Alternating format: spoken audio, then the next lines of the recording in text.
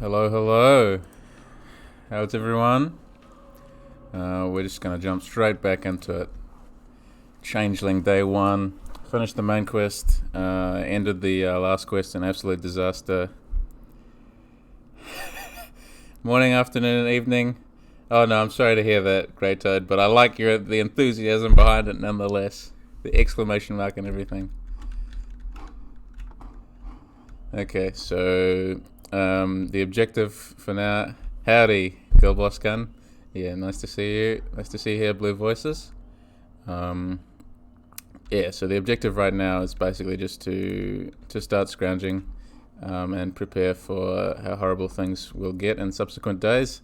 We're just going to try and stay ahead of it as usual. And you can see up the top right that I do probably need to sleep at some point, and I do need to acquire myself some food, but I have 64 coins, so I'm just going to do some garbage bin searching, the traditional behavior of anyone who stays in town for too long.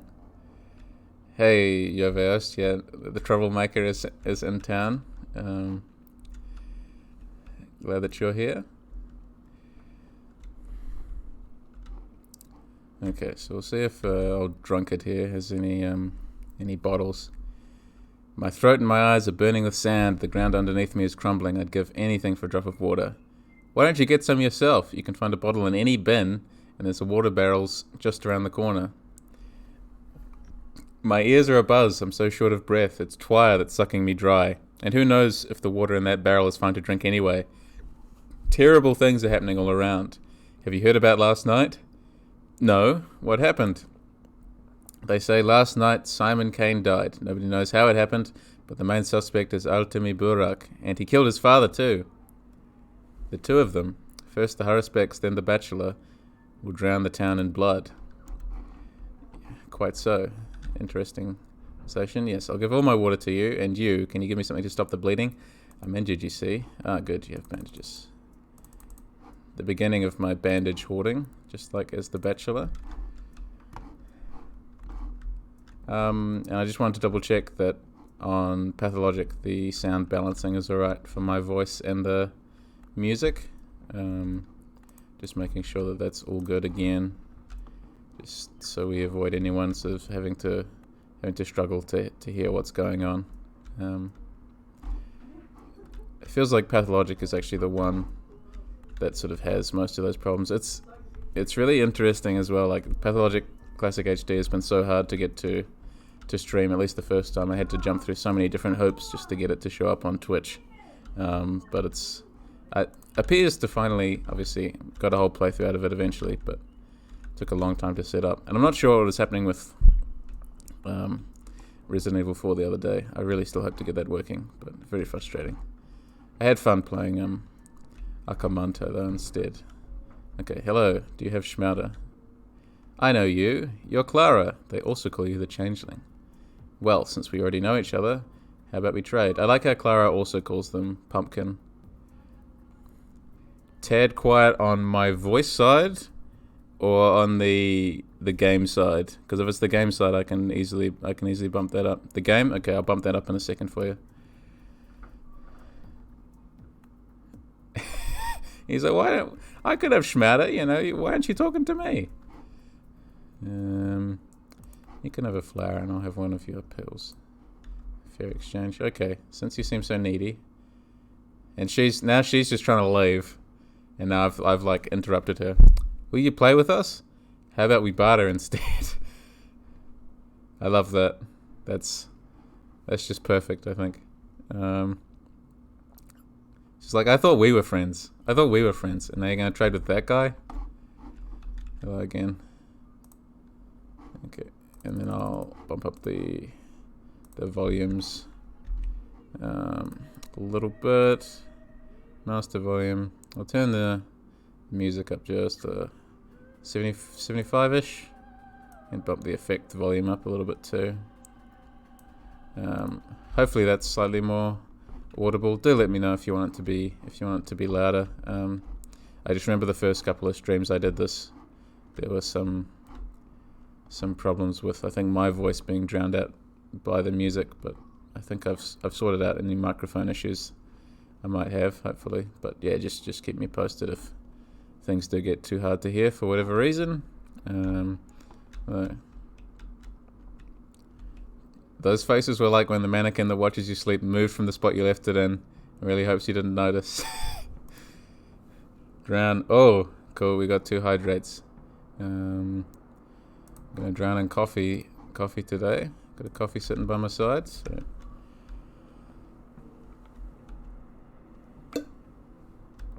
Different from just drowning in the water. Now, I can't remember off the top of my head if there are any other quests for Clara to do on this day. Because we've finished this one. And interestingly, the journal says, I did the right thing. I had to escape at once. I don't know why, I just felt that way. This is hardly of any importance, though. If I could only plunge them into the desolate slumber from which the truth may emerge, I would have gained absolute power over them. All of them, except for the Canes. So the Canes, obviously, they're being set up, even at this really early stage, as being extremely oppositional to Clara, which also puts the Bachelor in really direct competition in ways that obviously the Bachelor in his own campaign doesn't really, or not until towards the end really, does he sort of understand any of the ideologies that oppose his own, or so it feels like. But already, if we've reached Clara's campaign, the presumption is that we know about these ideologies already, so it makes sense to sort of almost fast track us into getting into the real meat of that kind of thing, which is why it will be so interesting to see how Icepick Lodge changed the Bachelor, even just his narrative and the way that it unfolds ideologically in Pathologic 2. I think it will be very, very interesting to see how much sort of politics and how much metaphysics they decide to inject into the story, given that basically everyone who's going to be playing that one will have already played Artemi's campaign. Hello. Do I want a lockpick? I've already got 2, I think. Yeah, I already got 2. I'll leave that for now. Probably going to regret that, but 9 water bottles, already rolling in the water bottles.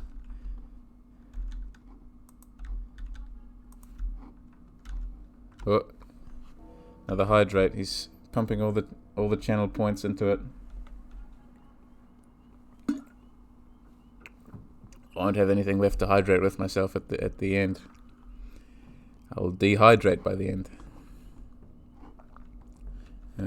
Is there anything else on the map that of interest? I don't think so.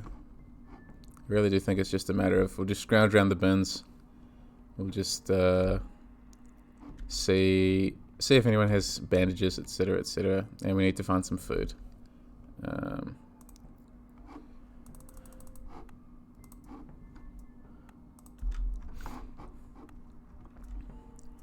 This game, yeah, I don't know. You sort of reach the stage with this game where it sort of almost plays itself, I'm on autopilot almost.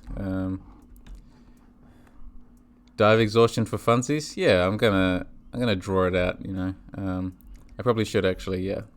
The plan is to cycle back around to the Saburov's house, and sleep there. But I'm hoping that Clara can last on her feet long enough for that. And also that I can find some food. But I think I probably need to actually just sell some stuff. I think I need to bite the bullet and sell some things that I've collected. Oops. Didn't mean to, but we'll do this conversation anyway. Where is everybody? Both Dogheads and Solanahalves were here just a sec ago. Did you scare them off? Hey, don't you come closer. And hello to you too. So you are a tough guy, aren't you? Well, how's it going? Yesterday, a Schmauder cache was plundered. Heard about that? And the formula's irretrievable. The only thing we can do is search for the ones that are still left. Get it? Maybe you were by the mild dew yesterday too. I'd rather take a look at what you have. Perhaps it was you there yesterday, not me. Let's check. Yeah, you ever asked that you're sounding a lot like is Georgie Kane in the room with you? Death is just a social construct, denying your body's needs only makes life more fun. There's a quote from Georgie, I think he says something like, men only die because they know not how to prevent dying, which, sounds really profound, but then when you like think about it for more than a second, you're just sort of like, that sort of self-explanatory, but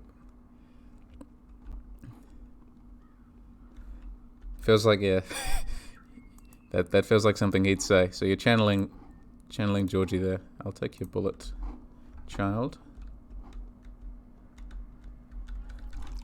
Death isn't real, skill issue. Simon Kane, dead man. Exactly.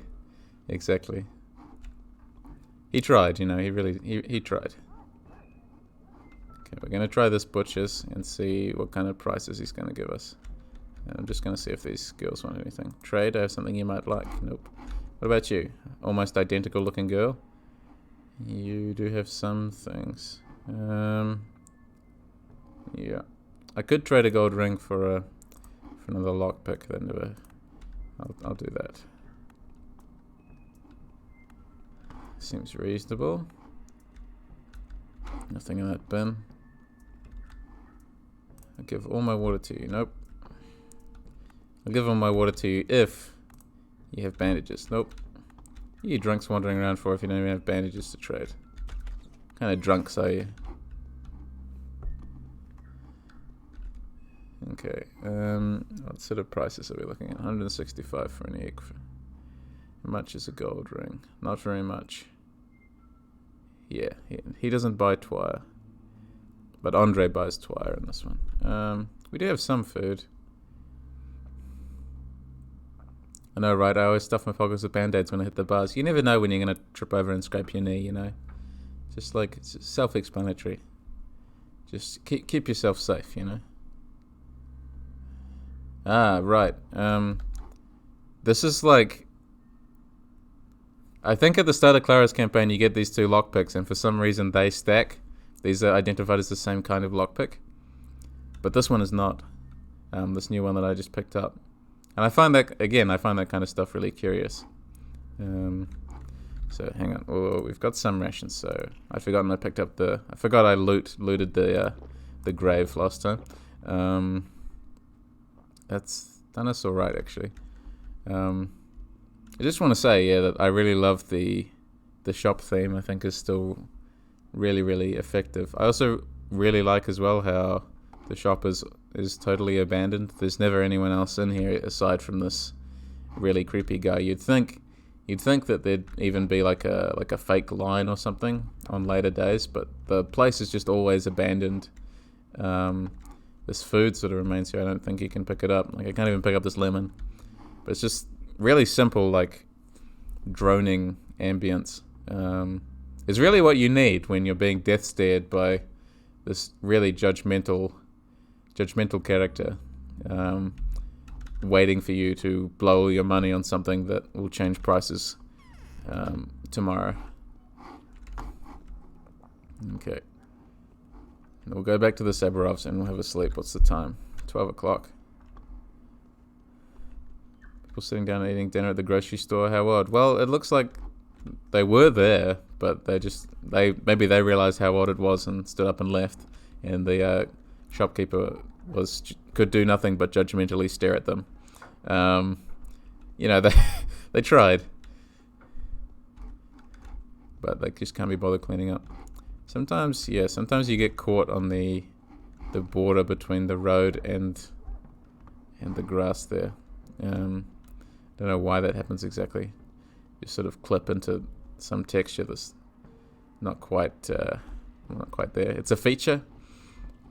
It really, it's a metaphor for Clara's, uncertainty. She doesn't know which way to go, so she's rooted in place and doesn't know where she's going to go next. Doesn't know which way to turn. There's no escape from her current predicament. There we go. It's a feature, just like that. Okay.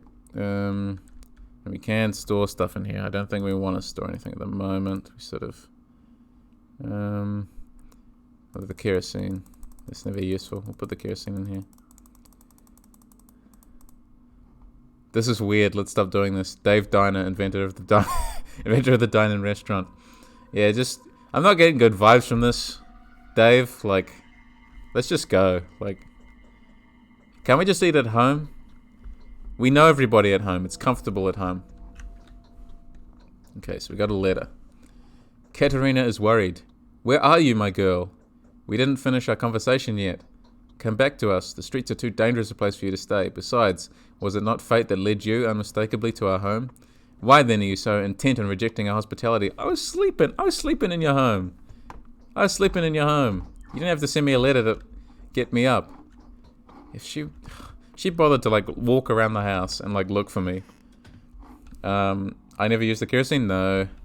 I think I experimented with it really briefly. My first playthrough, and I was like, this is basically useless. You only use it in Clara's part. Okay. And I experimented with it during my last stream, I think, where I made everything really dark and then, like, unnaturally dark, and then the kerosene was useful. But, yeah, otherwise, I've never really used it before. It doesn't serve any functional purpose for me. The game is bright enough. We'll put him to the test. Now look here. Since you are holding the threads of life in your wondrous hands, I'm going to entrust you with several people. They're all wicked people. Is this important? Was this important enough to wake me up, you know? Their souls are as black as soot. Each one of them is either an avowed evildoer or hiding a sinister secret. You must take care of them. Of course I will take care of them. After all, if anything, it's a bit too bright when Bloom is on. Yeah, the lamp, there was never any real use for the lamp for me. Yeah. Which is unfortunate because, yeah, like Pathologic 2, actually, the lamp did become quite useful. After all, who's more in need of care than those rejected by everyone? They'll get their own chance to serve a good cause too, won't they? Trust me, I know. I can see into the future. The sinners who I will now name will be of use to you in due time. In what way, I know not, but I know that they will be. The likelihood is fairly great.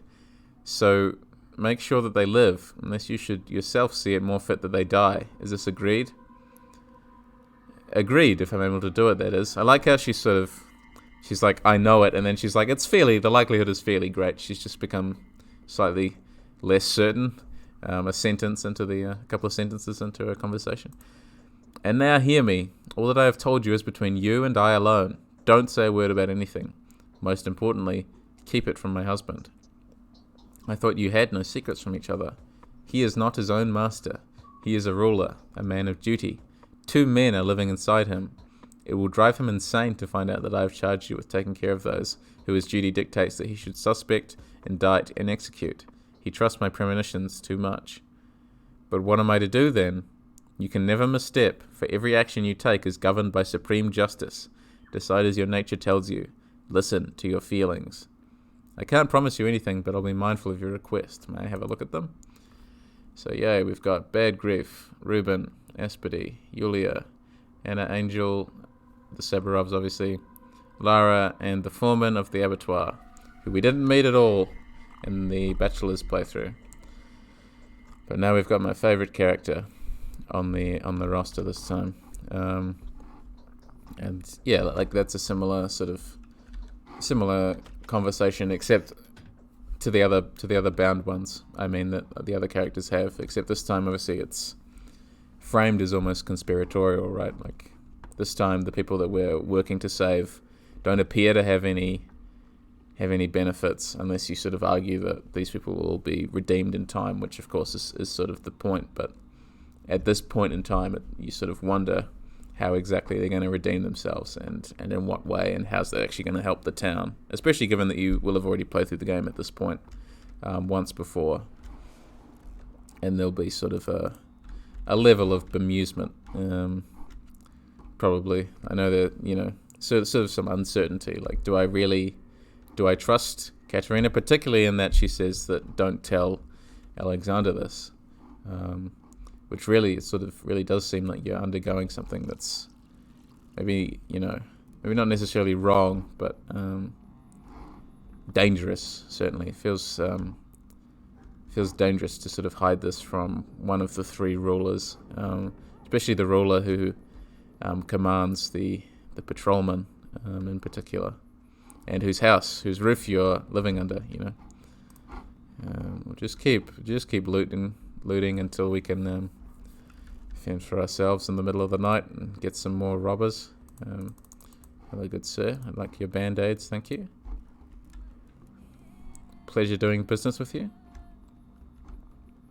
Sometimes I wonder, just about the absurdity of, I don't know, like just wandering through town and just seeing like Clara like taking out of her little satchel like 5 bottles of water and just laying them on the ground, and then being like, there you go, and the drunkard handing over the bandage, just leaving the drunkard there with just these 5 bottles of water that I'm not sure how he can carry. But I guess if he's got bandages and tourniquets stuffed into his back pocket, he's doing alright for himself. Can we enter Sticky's house? I wonder. At this stage, we can. I don't know if we spent much time in this house, but I do really like it as a liminal space. The really eerie blue lighting, and the fact that there's sort of nothing really going on in here beyond just scaffolding. It's just this unfinished house that was just abandoned, just in the middle of renovations or something, I presume. And Sticky happens to make his home here. I don't know if he'll have anything to say to me at this point.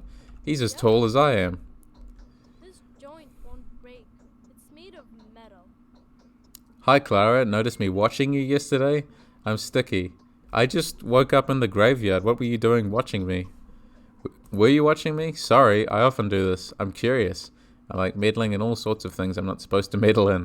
I guess that's why they call me a thief. And why do they call you a thief? Yes, I do get called a thief, but I have no idea why. Haven't stolen anything. I just rummage through people's garbage. Perhaps you're going to steal something. Make sure you do it carefully. So I'm getting shamed for a crime I haven't committed yet? You're a funny fellow. Have you seen a pale, glimmering man at night? I love this. You're bothering me. I want to be alone. And then Clara's response is, bothering you? That's odd. As though, like, she could never possibly bother anyone. Like, I'm just... How could I bother you? Like, what am I doing? I'm just snooping through your house. This is what my apartment looks like in my dreams. Yeah. Just this weird, like liminal again, right? Weird unfinished space, which really is, one of my favorite kind of spaces actually. An unfinished space that isn't being worked on somehow sort of appeals to me. The scaffolding after dark sort of thing. Just like, skeleton of a room or skeleton of a building. Aesthetically appealing. Not necessarily to live in, but just to sort of exist within for a minute. Do I need more food? I don't know. I feel like the best strategy, I know it's not very exciting. I feel like the best strategy at this point really is just to keep rummaging. We can see if Andre has anything to say. And we could try and save her, but that would tank my reputation. And I don't think he'll have any money on him. Sorry. Feel bad about that every time. We'll go into the bar and see what's going on in here. We could go picking twire for a minute. Though I don't... Correct me if I'm wrong, but I don't think there's as much twire that Clara can find as Artemy can find, but I might be wrong about that. That might have just been my impression from my first playthrough of Clara. The curtain falls. Yep. There's nothing to talk about. Nothing to talk about, but you're talking to me right now. Am I seeing double? I thought there was only one pair of twins in this town. Could be, and who are they? My brother and I. I thought it was the same, but I'm not sure. Okay, well I think with the two of us, surely, we can corroborate and confirm that. I definitely found lots as Artemy, but I remember finding very little as Clara, so I'm sure it must just be like a little side activity sort of thing that you can do. That Clara's better at it than The Bachelor, but obviously not as good as Artemy is, and I mean that makes sense from a narrative character perspective. I think it was quite a good idea to do that, if indeed that is how it was sort of parceled out. My brother and I. So you've seen me before. I've had my share of dancing. You're bothering me. I want to be alone. Bothering you? That's odd. I vaguely remember reading that Artemy finds more, but I also could have just invented that memory. So there's 3 of us now, right? Like, I love how we're all still like, but maybe that didn't happen. I don't know anymore. I'm pretty sure that's right. Like, I remember being able to wander out into the steppe and find loads as Artemy, but as Clara, you sort of only find really infrequent ones here and there. True, but I could have invented you guys as well. That's true. Everything that we're experiencing right now is just a figment of Yoveost's imagination. The real plot twist. Get to the end of Pathologic, get the triple secret ending, and Yoveost reveals himself. It's like, you're just a figment of my imagination. And you're like, shit. I really shouldn't have gone for all the schmauters. I would have been happier not knowing. Okay, trade with you. Nah, not at the moment. Okay.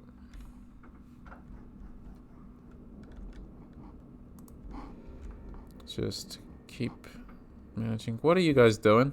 Oi, don't push him. One at a time. Don't need to get so close to each other. Ridiculous. What a violent place. Yeah, we'll go for a quick walk through the steppe, and we'll see if we can find any twire. Immediately after we... Yes, bandages. Thank you, good sir. Okay. Go for a wander. We didn't get any other letters, did we? No, just one from Katarina while we were sleeping in Katarina's house.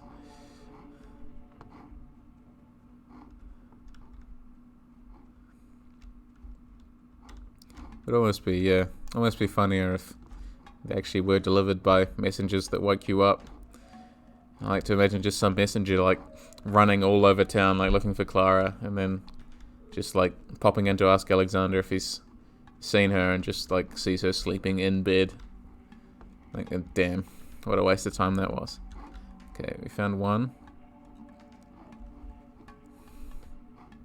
I do like, yeah, that they're visually distinct, you know, you don't, well, for the most part anyway, you know, it's clear that you can't pick these ones, that these are just sort of set dressing, so when you find a plant that looks different, it's really easy to determine that you should probably try and interact with that and spot it.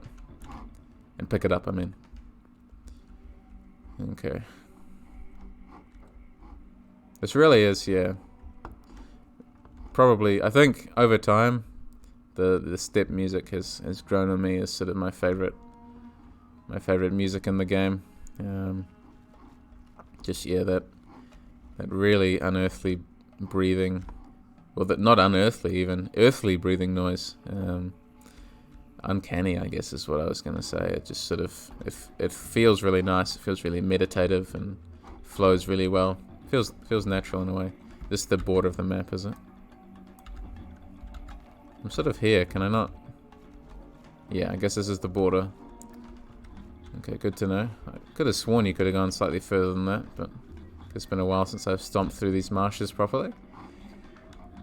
Yeah, there's not very much out here, is there?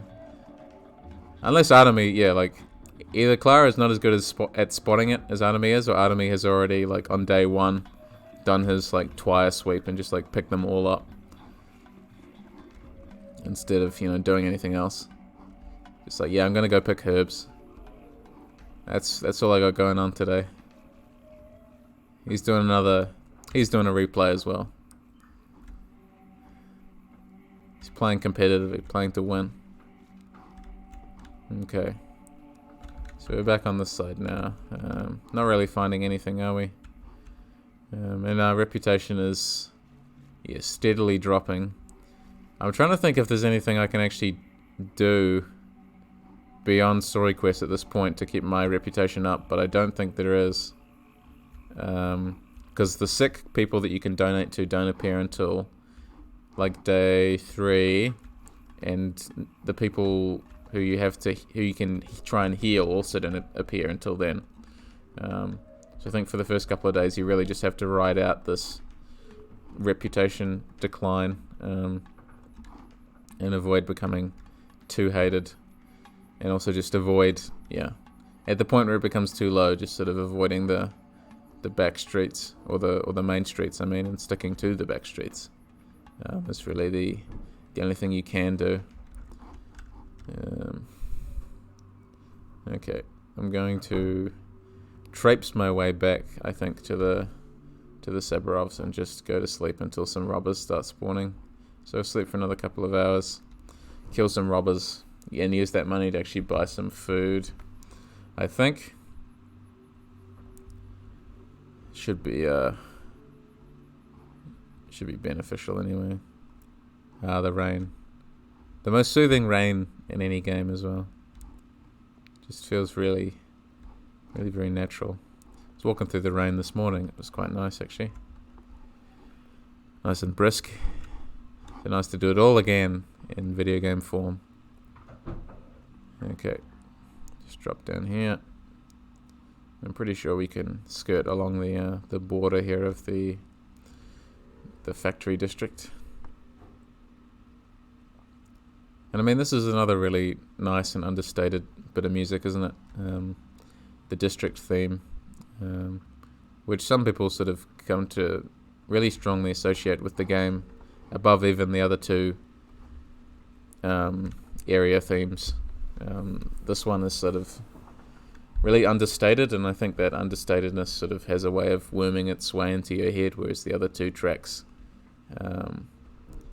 can feel a bit more overt, and that's not necessarily a bad thing, but sometimes, again, like the shop one, sometimes it's the ones that play quietly and sort of enter your subconscious that actually function to prompt more memories, at least in my mind. This is sort of one that, if you played, would sort of remind me of, playing it, particularly when I was feeling quite ill. I've got another cold now, unfortunately, but the kind of time when you're wrapped in a blanket and sitting in front of your computer when you probably shouldn't be, and still trying to play games, and this being one of them. Just the mood and color of this game, I think, as we discussed last time, evokes nostalgia, but I think it also conjures this sort of feeling of sickness, fever dream, bleary-eyed sort of mood that it oozes through the screen towards you. Okay, time for another quick nap, and then we're going to go burglar hunting. And when we go burglar hunting, hopefully we can actually get some money and start to adapt properly. So I always forget how difficult it is not to start with any cash. Okay, so we'll sleep for, see if we can ride out 3 hours. Cool. Kind of like a nightmare where your happy place catches on fire. Yeah. There's sort of this really disturbing quality to the nostalgia in this game, which I think is partly what makes it work.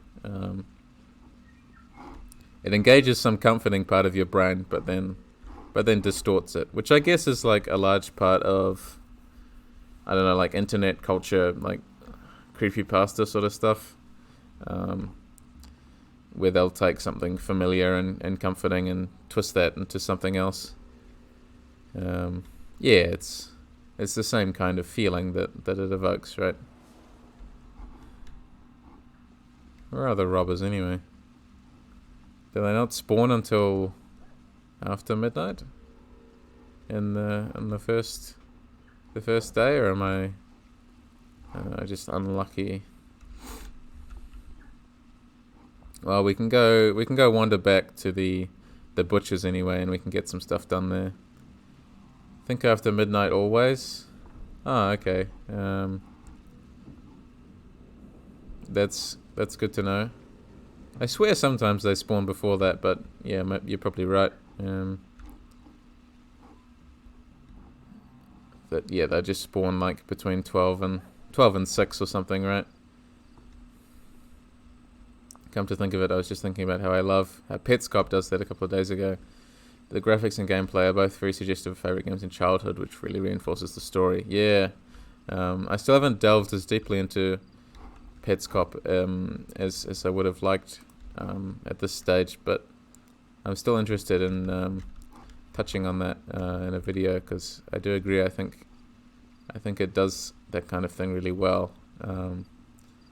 Deliberately channels older things in order to create this uncanny mood, but specifically childhood things. And yeah, there's a lot of foundational stuff that horror can draw on if that's what it's aiming for. Can I buy anything from you at this point? I need another 15 coins. I can buy some milk.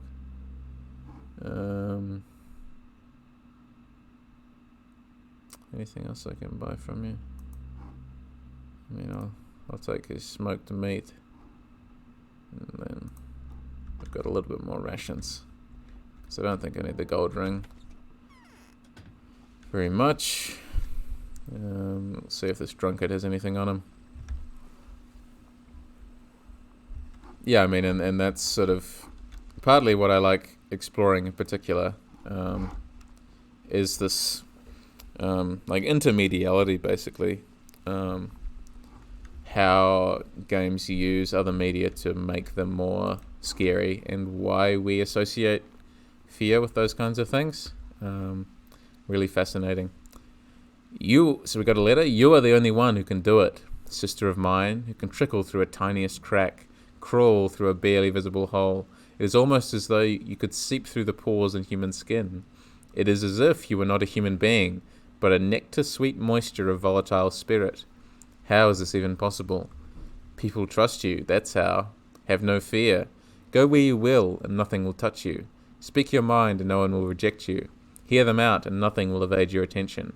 There is but one question I want to ask. What is it that you do to make people love me less and less, trust me less and less, even when I am asleep? Whatever you answer me, remember I love you more than anything, and will never be angry with you. Here I am, take my hand. And yeah, to switch to talk about that letter for a minute, I mean, it's really clever how the game makes you doubt your own actions and sort of the surety of, I know who I am. And we're never quite sure whether we're the good twin or the bad one. Up until now we've been asserting ourselves sort of constantly, like we're the good twin, right? But exactly, she really talks like you're the baddie and she's a Christ-like figure. Like she's the innocent one, and like while she's sleeping, that we're the one messing up her reputation. But in actual fact, we're sort of like, well, isn't it the other way around? Aren't I the good one? But the game never really lets you make that distinction, at least not early on. There's always this sort of seed of doubt in your mind as to sort of who exactly you are, even, which I think is really fascinating. That the game can get away with that and to pull it off really effectively. Okay, we're gonna talk to this drunkard again. Yeah, I'm a big fan of how the game plays with identity in Clara's story, and I think reflecting on it, I'd almost forgotten just how good it was at doing that, because sort of by the end I was a bit tired of the repetitive side questing, and even if that does happen to me again, it is still really, really cool that they're able to create doubt in the minds of the player through these like really simple like narrative tools. I mean, the only mechanical tool that it's really using is the constantly draining reputation bar, and you're like, well, I'm not doing anything to make the reputation drain. But then it's like, well, like, are you? There's this sort of, like the Bachelor in his attempts to prevent the illness, like he went into the house to find the evidence, and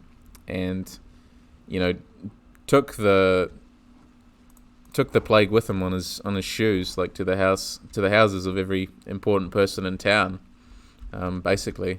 And so you could argue as well that all the characters are sort of culpable at least partly in sort of the spread of the disease. And it's really interesting how the game, makes you like a part of how the disease is forming and sort of how it's spreading through town.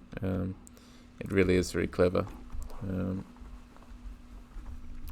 Okay, we're getting a lot of raises here. We've got 8 raises. Everyone is just chucking out their raises. Perfectly good too. Perfectly good raises.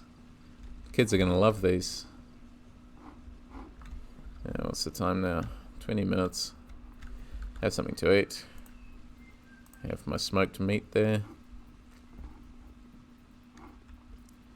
But yeah, I mean, like the Pathologic 2 reputation, I think it's tough to say. I think I do prefer the sort of individual reputations, but I do wish there was also this like larger reputation, that there was like somehow like an aggregate, because Pathologic 2 sort of encourages you to be a dick in one area, but then in another area you can sort of be regarded as a bit of a saint, and I do kind of wish there was more of a feeling of the whole town like hearing this news, rather than like you murdered someone in this local neighborhood. Like the town's large, a good size, but it's not that large. You'd sort of think that news would spread about that. But yeah, it is interesting. The 2 games sort of different approach to reputation, and we have no idea like what Clara's campaign in 2 would ever look like. If/when we ever get one, whether they'd sort of, I presume they'd keep the same sort of mind games going on with, which twin am I, which sister am I. I can only presume that's something that they really liked and sort of recognized that actually really worked out of this campaign. So I'd hope they keep something like that. I agree if you look at the town as a town, but if it's a representation of the world, it may fit better. That's a really good point, actually. Because, yeah, like, you're right. It is sort of, in essence, the entire world, right? So I think, yeah, you do have a good... You've got a really good point there. I like that a lot. I guess just from a moment-to-moment gameplay sort of scale, it feels kind of funny, but I actually really like that. I'm going to remember that. Okay, we're going to go see what Mark has staged for us today, and see if he's up to anything interesting. Yeah, no problem. I mean, that's a really beautiful way of looking at the game. I like it a lot. I'm glad you're doing these streams so we can have these talks. Yeah, I'm glad you're here. It's lovely to have you here. And this is still one of my favorite games, and I do feel like to sort of do it justice, need to sit down and play through the whole thing, right? Through all the characters. Not the easiest to talk about Pathologic for people who don't know anything about it, and it's that way by design. Yeah, Pathologic is an elusive beast, and it demands a lot from its players, and as such, a lot of people sort of will get fed up and bored and dislike sort of the what's going on with the gameplay, or what's going on with the narrative. They'll find that's maybe slightly too obtuse, and that's perfectly understandable. But I'm hoping that these streams as well will sort of serve as an archive for anyone who wanted to get into the game and discuss it a bit more, and people will be able to return to these playthroughs in the future and sort of build excuse me, and build upon them themselves, Okay, got some money. Let's watch the play. Today, the killer was identified. Its nature turned out to be completely unexpected. The enemy is found and named. It's called the Sand Pest. The contagious plague is threatening to ruin everything here. How can a killer like this be punished? How can a villain like this be struck? He can't. It's impossible. By pulling a knife on it, you'll just cut an innocent body. I think I should go. Nothing to be done here anyway. You should go. Go then. Wherever you please. Shoo.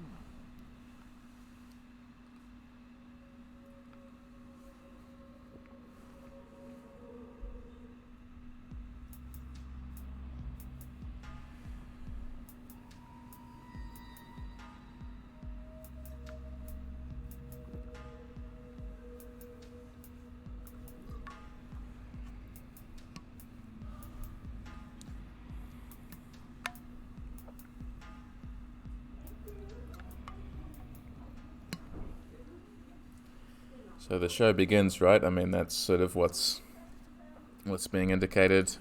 What's being indicated there? The first body has arrived, and there's sort of a sort of throughout. There's like a proclamation from the actors that look, it's the first body, the first of many. But isn't this what a landmark this is? It all begins again, sort of thing. I think I should go, yeah. Same. Only knowing our fortune in advance could we predict our conduct. You're not allowed in here, Clara. You are an imposter and a changeling. Not allowed? Why? I paid for my ticket. You're against the rules. I don't want you visiting the theatre. No one can prohibit me from entering. Yes. You're bothering me. I want to be alone. I'm bothering everyone. So rude, Just here to meet people, make company. I like how you really have to jump, Miss Clara, to get up that ledge.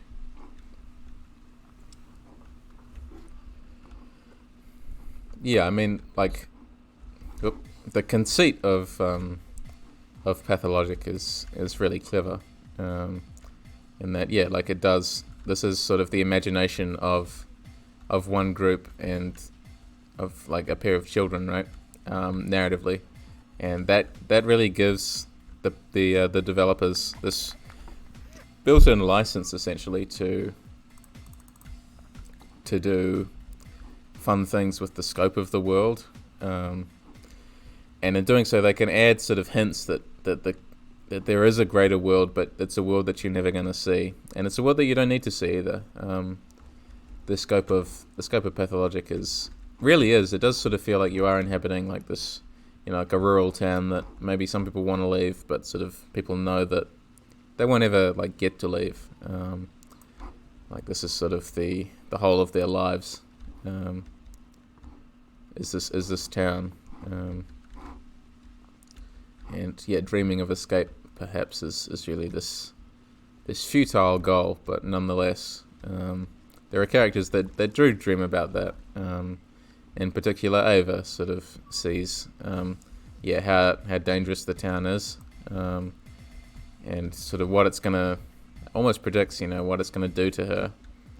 But the developers, in executor guise, step in and say, no, I'm afraid you can't leave. There's no leaving. That's basically against the rules of the universe that has been constructed here. And the powers that be, the children, are basically are pushing back at you. But of course, it's really just the developers acknowledging in some way the limitations of the game that they've made, but doing it in an elegant way. Just the simple kind of Brechtian fourth wall break, which I think I'm really glad that Pathologic 2 decided to lean into the dramatic side of it, really emphasize how much of a play it is, because I feel like it did, the original concept did originate from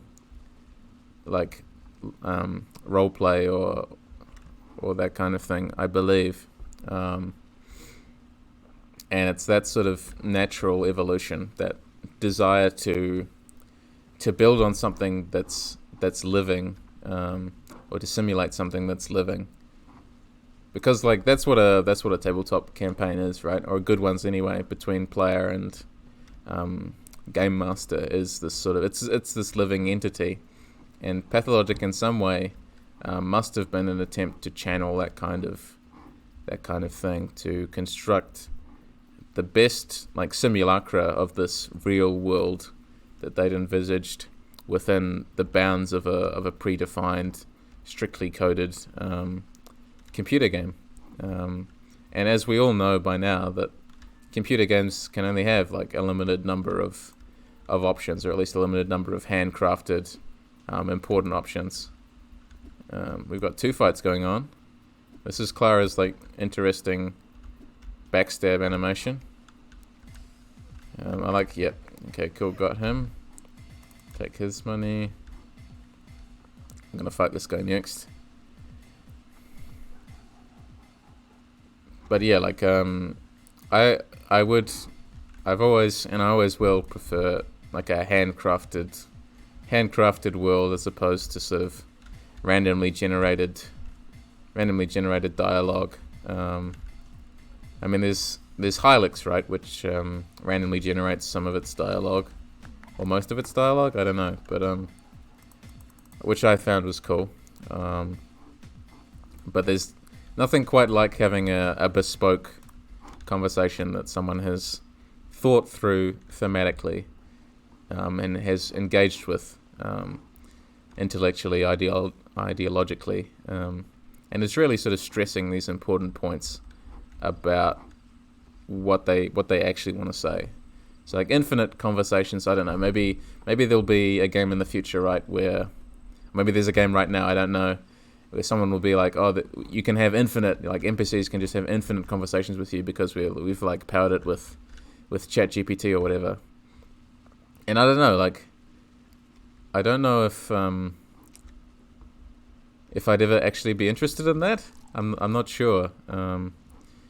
Caves of Qud, I've heard of it. So maybe I should try that before I knock the concept of randomly generating things. And there's nothing wrong with this sort of idea of random generation. I just think I will always personally prefer something that's been handcrafted and that I know has been handcrafted. Maybe that's just me wanting this sort of, I don't know, this unknowable sense of authenticity, but something like Pathologic that I know has been built with a specific goal in mind is appealing to me, intrinsically appealing.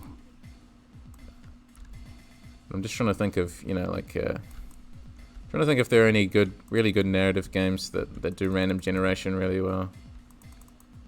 Hey! Good to see you again. It's been a long time. Good to have you here.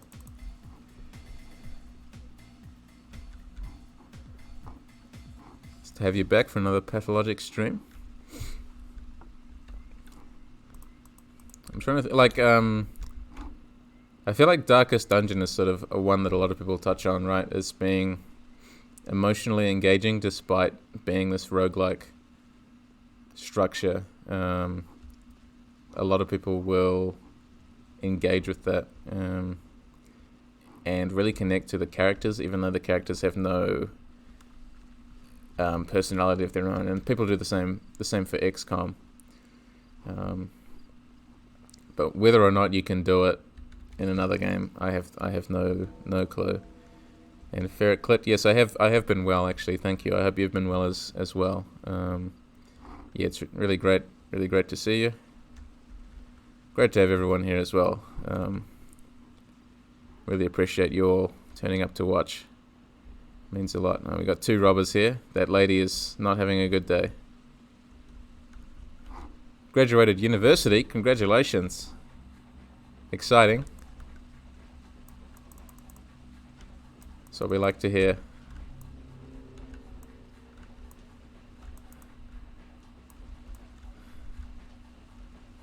The most boring combat in the game.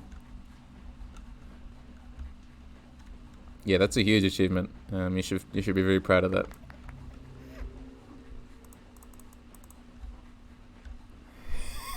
A few hours of Pathologic-induced pain sounds like an appropriate celebration. You joined the pain train. Pathologic pain train.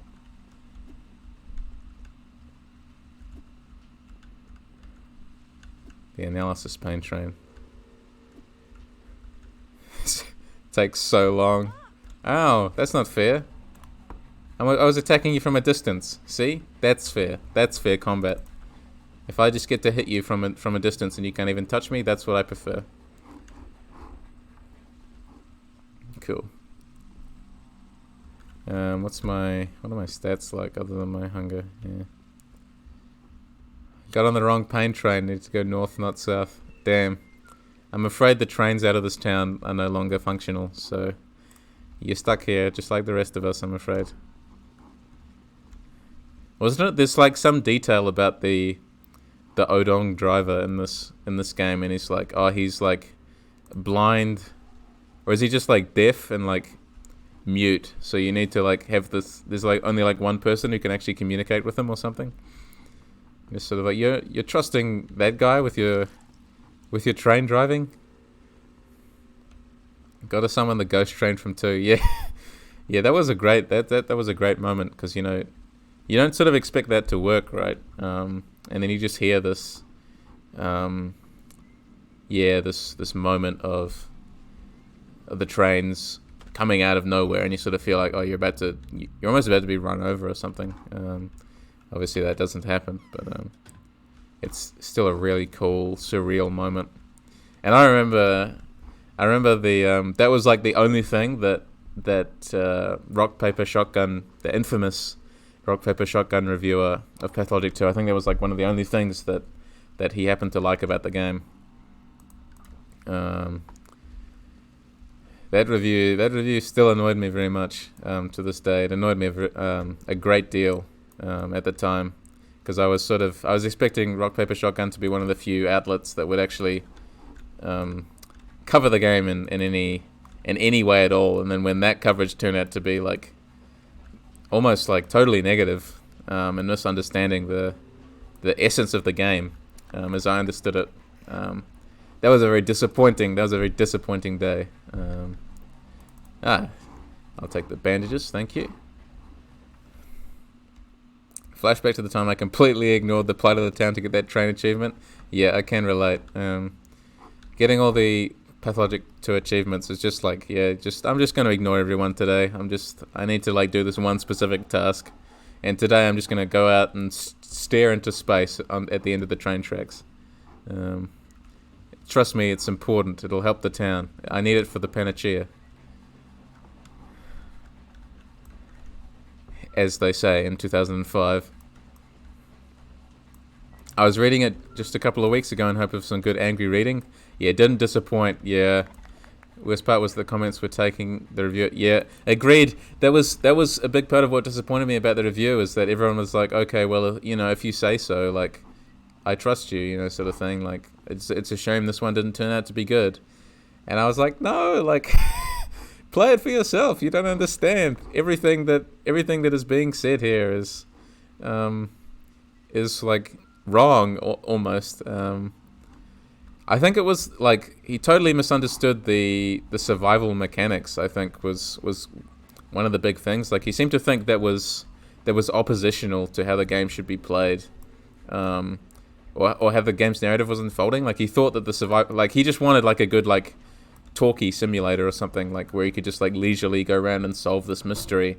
But he thought that the survival stuff got in the way, and I thought that was like at the time, like, still now, like, it angers me, but at the time I thought it was absolutely like outrageous, like absurd. Like, the beauty of Pathologic is the fact that it has these survival mechanics that like do like so much heavy lifting. It's just a bar in the top right of the screen, for crying out loud, but like it does the job. Like, you feel like authentically like desperate to sort of, you're like, where's my next meal coming from?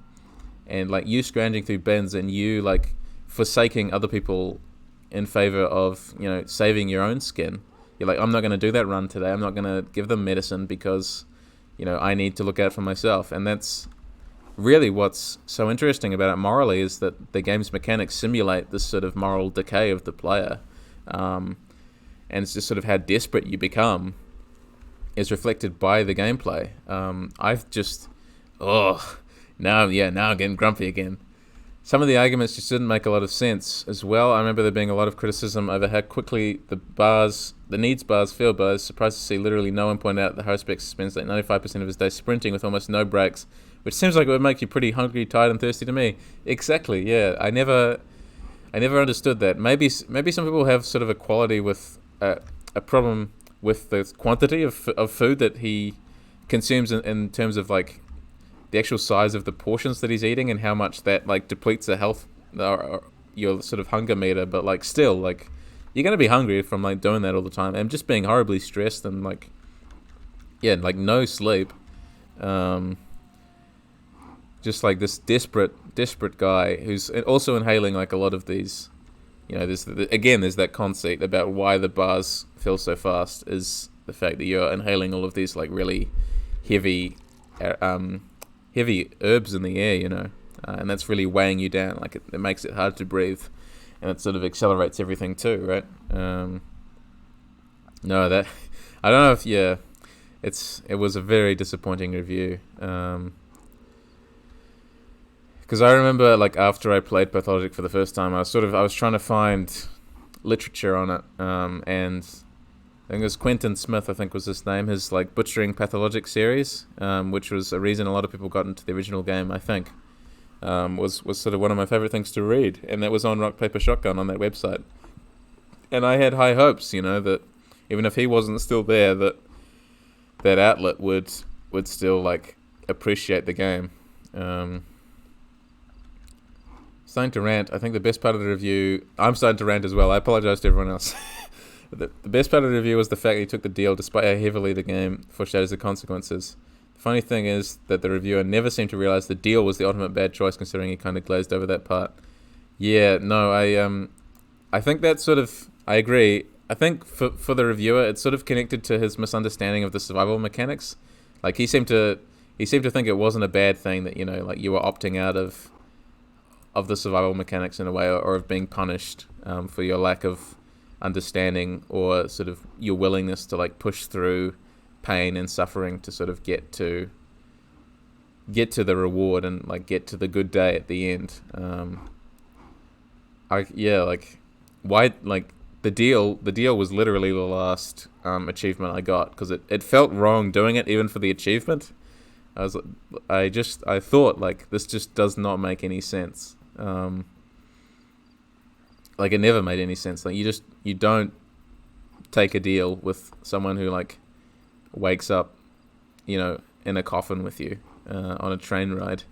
You don't, right? Like it should be that simple. Don't trust people who wake up in coffins. That's what Pathologic taught me. Yeah, it was a very disappointing time in general. And I remember at the time as well, there were a number of Steam reviews that seemed to think that just because Bachelor and Changeling weren't in the game, that the game was somehow worth like leaving a negative review on. And I remember just being so disheartened seeing how many likes that those reviews were getting. Like all those people that were being turned away from the game just because someone was like, well, this game doesn't have as much content as the original. And I don't know. I was really frustrated with that as well, because I thought that was misrepresenting what the developers had gone through to even get the game to that state, and also what Pathologic 2 was actually trying to achieve anyway. Like it functions still as a standalone game.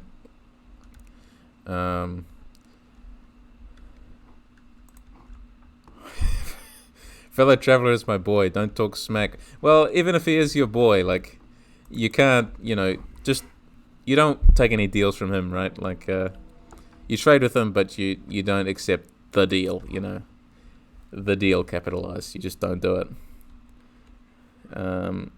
Reminds me of the Bob's Burgers episode, Moody Foodie. Do you know it? I've watched quite a bit of Bob's Burgers actually, but I don't remember it off the top of my head. Bob's Restaurant gets a bad review based on a bad day they were having. Oh, right, yeah. That's right, yeah. Like everyone, makes that impression, or gets that impression from this review. Can see why you think it was the kind of situation where the game offers an easy mode if you die too much, but I distinctly remember the short exchange the Haruspex has with the person who offers him the deal, that the dialogue is so stereotypically like every situation where a witch offers an innocent protagonist an easy out in return for unnamed reparations. It was almost comedic. That's how I felt as well. But Windshield, I'm actually really curious to sort of hear your opinion. His ending is by far more interesting. Personally, I don't find it more interesting. But I would love to hear more about why you find it interesting, because this is what these streams are supposed to set up. A platform for people to share their own personal experiences with the game. So I'd love to hear, like, at the end you can just ask him what his deal is, and he just straight up tells you, and he just tells you straight up. He just does the lights. He's the techie. Yeah. I do agree that it's interesting. I guess where I'm coming from is that it sort of felt to me so much like a default bad ending that I failed to see how anyone would pick it and thus be disappointed in the fact that they got a bad ending. But I do agree, he's an interesting character, but I don't know how you could trust him, I guess is my point. I never trusted him at any point during the game. He always seemed sketchy to me. But I do really love that interpretation, which I think is totally valid and lines up exactly with what the developers were going for. I like that a lot as well. That he's there to mess with the director and screw up his plans for the game. He's not your enemy. He's Mark's enemy, right? Or he's almost the developer's enemy. He's undercutting. He's undercutting the message that the developers are trying to give you. Helps the player just despite the director, but he's helping them in the short term, but not in the long term, right? Like what the game is trying to teach you does not come through accepting the deal. But like I do agree that yes, that is his purpose. He's really trying to fuck with Mark, with the intent of the game, with the developers. On day 6, he offers the coupons. He won't tell you they're good, but later you find out how valuable they are. Well, actually, they aren't if you know the town, because trading for food is much easier, but for newer players, it's huge. Yeah. So there's no disagreement that he can be helpful, but I think all of his help comes in the short term, or is ultimately less satisfying. Gotcha. You finished it, you did.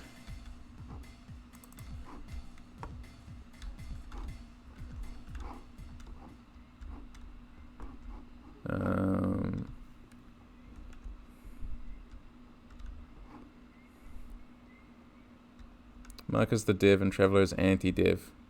What did the rat press represent? Game reviewers.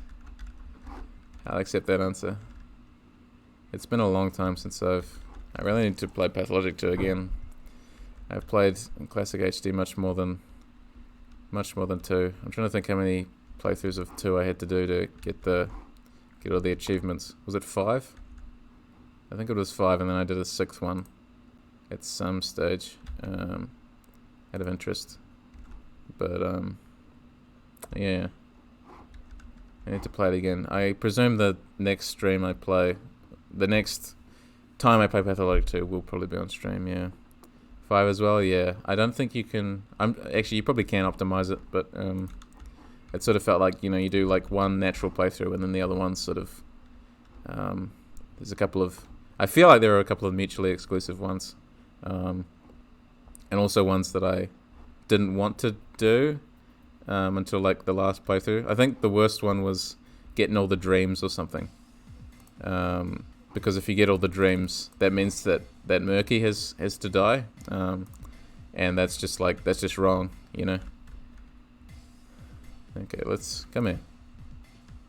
Look at him go. I think I've like cleared out like all of the robber population at this point. I don't know how this town supports such a thriving underground cutthroat industry, but mission accomplished. Okay, what's the time? 5:02. Okay, and still no more letters. We got a lot of coins now. Just drink some milk. Make me feel a bit better. It's a 5 a.m. milk.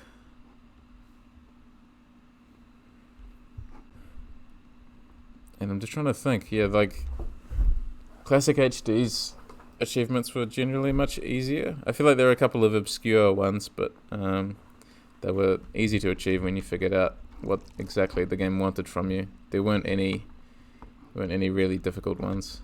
Not that there were any particularly difficult ones in 2, just more time consuming, I guess, requiring more playthroughs.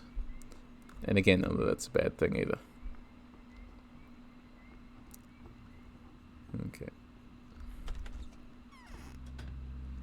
Howdy. I assume the prices are, yeah. He jacked the prices up at midnight already. Okay. I'm going to leave that for now. Because right now we don't need any particularly. Have my fresh meat and then just hope that we can run into a few more robbers. Give ourselves some sort of comfortable spending cash, and then we'll sort of see where we can go from there.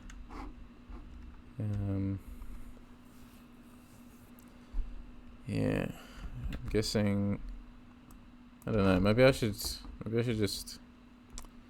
I'm tossing up whether I go keep robber hunting or whether I just go to sleep and sort of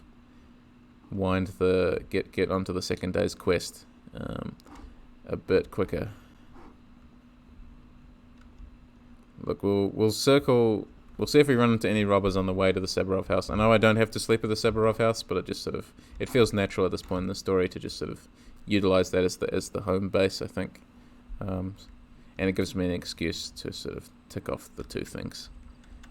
Hunt robbers, and then go to bed for a couple of hours. Because exhaustion's riding pretty high again, so we should probably catch some sleep. No more robbers, maybe? Or maybe I did clear the population out. Maybe everyone's too afraid because they're just like, we can't even stab her. She's like standing like several meters away and just killing us by like showing us her palm, and we just explode. Blood just explodes out of our back. So, like maybe we should like stop trying. Just stay indoors. Wait until she goes indoors, then we'll all go outside. Yeah, the rod. It's a really nice building. Despite how weird the setup is, the fact that the 2 wings are conjoined but don't connect in any way is fascinating. But I did always quite like the sort of the tower section here. Okay. Have a sleep for a couple hours. And I'm just going to run an ad for a minute so we can all stand up, stretch, kind of thing. Get a drink for yourself.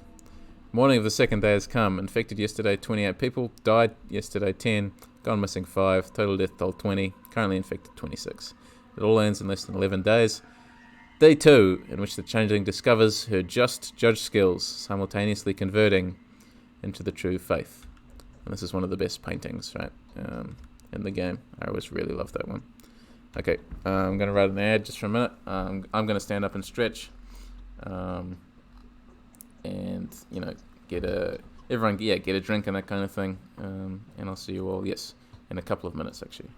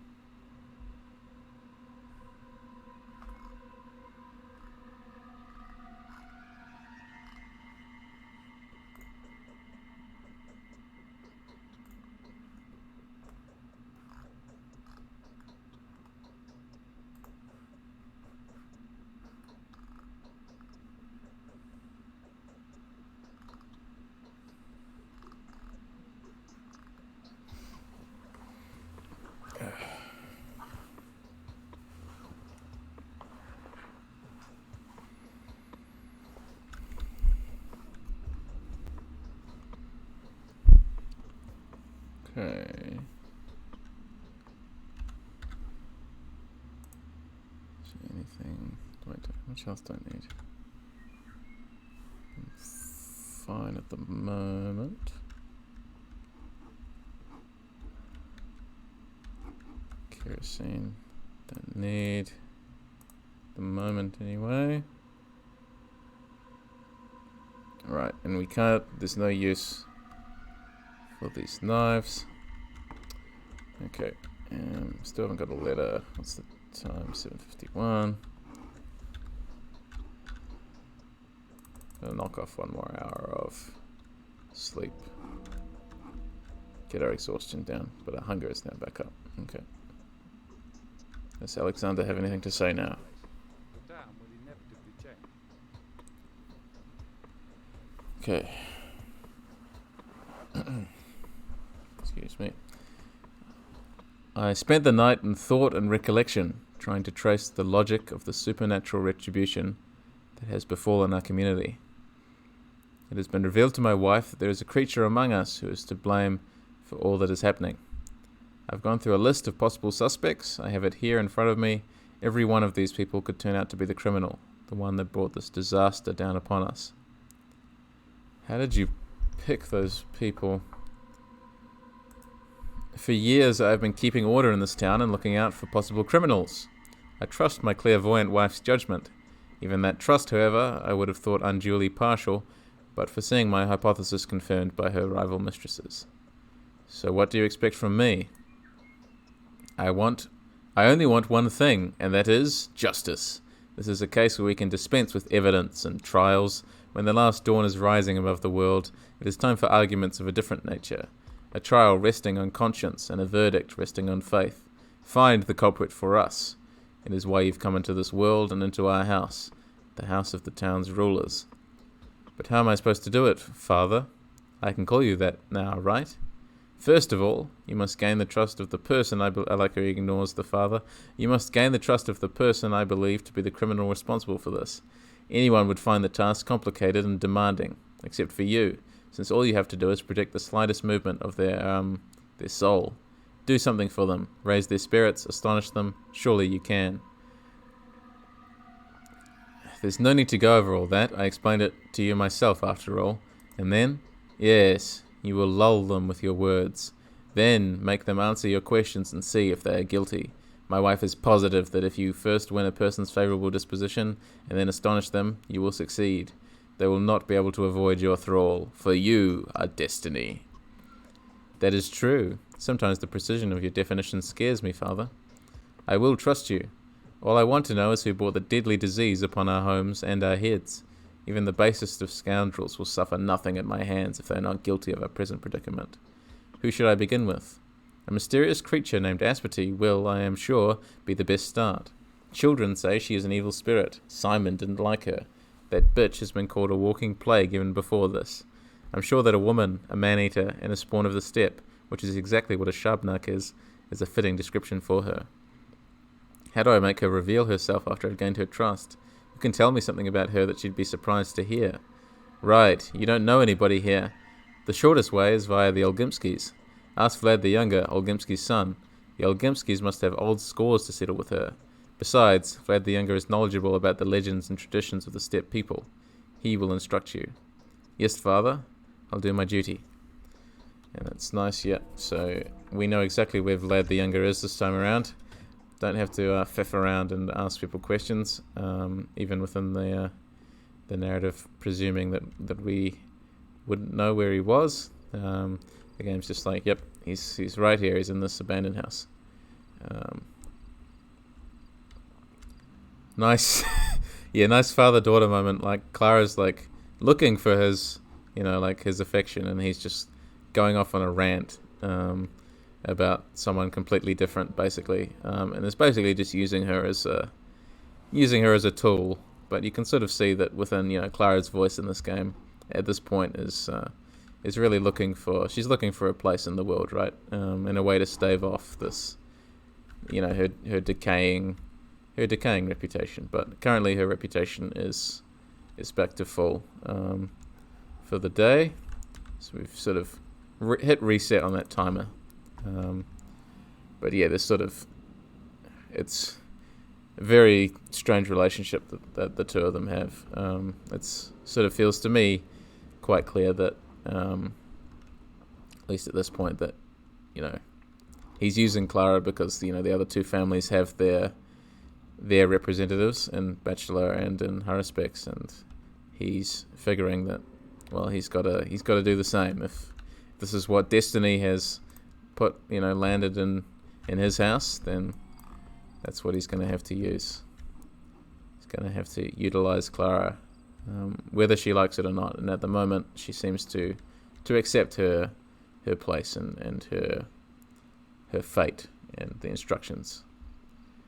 This is exactly why I'm a Clara apologist. Yeah, she's got it pretty tough, really. Neither Katarina or Alexander seem particularly inclined to actually give her, the kind of support you might expect. And I mean, part of that is, they're in a stressful situation. Neither of them have a child of their own or have the capacity to have children of their own. So perhaps, there's a learning curve involved, but you'd think that, you'd hope that someone wouldn't be so heartless as to just send their new child away, their newly adopted child, to interrogate people. But nonetheless, that is what we're being used for, despite the fact that we have a father-daughter relationship. We're being used basically no more than just as a lackey. And that's got to leave you feeling like, at this stage already, just a little bit bitter about it. Even if Clara can't express that, the player is probably feeling a bit, is this really how you should be treating me? But of course we don't quite see a payoff to that just yet. How about we trade? You have nothing. Might trade with you then. Okay. What about you, boy? What about we barter? I can actually ask him when he's playing today. Will you play with us? Of course, what are you playing today? Have you forgotten? It's autumn, and autumn is underground bonfire time. Haha! And Uncle Bachelor tried to tell a lie. He said he used to play it too. Yeah, I like this. He never lies, Sunshine. Maybe it was a joke. That is exactly what is so horrifying about him. He doesn't recognize anything but the truth. Anything that sounds even remotely false, he exterminates. But hey, why am I saying this? You're too young to understand. So he won't be able to get into the tower, right? What if he thinks that it's also a lie? I mean, he won't be able to see everything, no matter how hard he tries. He's very much a grown-up already. Hey, I underestimated you. No worries. I won't let anyone change anything around here. We'll play in the polyhedron yet, I promise. And nice little line there that Clara is not interested in changing the face of the town. She wants to preserve it, keep it the same. It's this sort of symbiotic miracle. The world and the polyhedron, she believes, can coexist. The town and the polyhedron can coexist, but at the expense of the people. Interest speaks all sorts of tongues and plays all kinds of characters, even that of disinterest.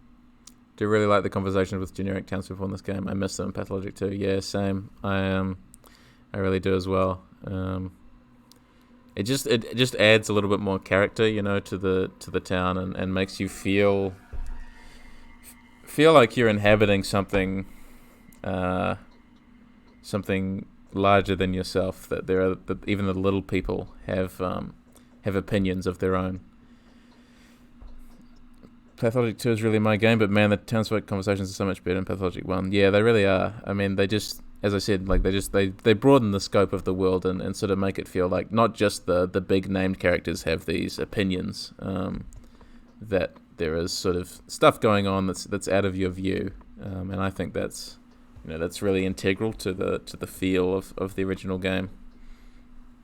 I remember finding it fascinating when Playhead North came to the same conclusion. According to her and some people in the comments, Clara's solution really just sustains the rigid case system forever with no hope of change. The world locked forever in stasis. Yeah, that's really interesting. I hope to address that a bit further, sort of as we get deeper into the the ideology of the humbles. But yeah, it's sort of this really interesting idea of preservation, indefinite preservation, and relying on, as far as I understand it, sort of this kind of voluntary human self-sacrifice to keep that going. So while initially, I think I've spoken about this before, while initially I saw that as the best possible ending, I sort of, when I dwelled on it, I came to find it less and less satisfying. Yeah. Sounds familiar? Yeah. Depressingly so, yeah. Hang on, didn't you go down to the well? How did you get back up here so quickly? I'd never been here before. And who's that down there in the well? Why are you lying to me? No, your tricks aren't going to baffle me. I have, after all, read a lot about you. Creatures fashioned out of clay and bones.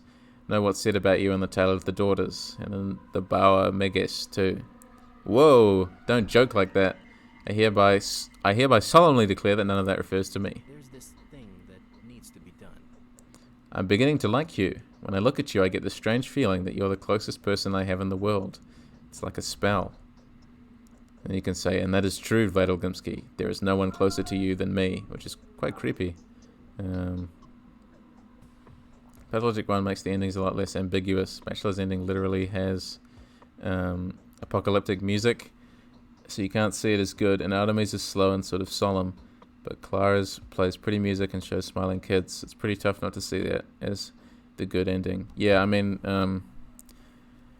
you sort of, what is interesting is that despite that apocalyptic music, it fits the ending because it's the end of the town, right? Like the town is actually, the Bachelor has essentially told the town to undergo this apocalypse, so it is kind of the end of the world. Like, and if you don't agree at all with the utopian ideal of reshaping the world, of actually creating a kind of apocalypse, right? Then the music, yeah, does not help. But yeah, I see Artemis ending in the original game as being, yeah, my favorite, sort of making the most sense and having the best potential future, because what it does, it doesn't put a building first, and it doesn't put these ideologies first. It puts the people first. It puts the kids first. And I find that from a personal perspective, my favorite sort of ending to assign as the good ending, if there is one. See that as a metaphor for the status quo as well. Overhaul brings short-term chaos to some extent, whereas the status quo can be considered tested and true, albeit outdated perhaps. Yeah, it's really easy to sort of metaphorize everything that sort of goes on in this game, which is partly why it's so easy to talk about and why people attach themselves to it so readily as well. Because, you know, like, we like to see ourselves in the art we consume, and if we have these points that we can interpret for ourselves, then we can see ourselves more easily in it. And yeah, when we interpret a work of art in that way, metaphorizing it, we can both take lessons from it, morals, Aesop's fables sort of thing. But yeah, we're also getting other stuff out of it too, for ourselves personally, not just from a cultural standpoint. But yeah, it is interesting, and a really interesting point, the music choice that they gave to all of these different endings. I think it's a really good point. Could you tell me about Aspity then? You know who that is, right? Sorry, I left you hanging, Vlad. How could I not? A most interesting person. So you've met her already. That was quick. What did you need her for? Alexander Saburov wants to find the criminal guilty of bringing about the calamities threatening you all. I'm acting on his behalf. Isn't it the other way around? Never mind, just kidding. So he advised you to ask me. Crafty that. I've underestimated him. So essentially, he wants to do me a favor by getting this monster out of our way. She's a monster? She's the reason for all the kin's riots and unrest. No one has ever harmed our family more. Sometimes I feel she's an evil spirit. She appeared suddenly after one of the riots.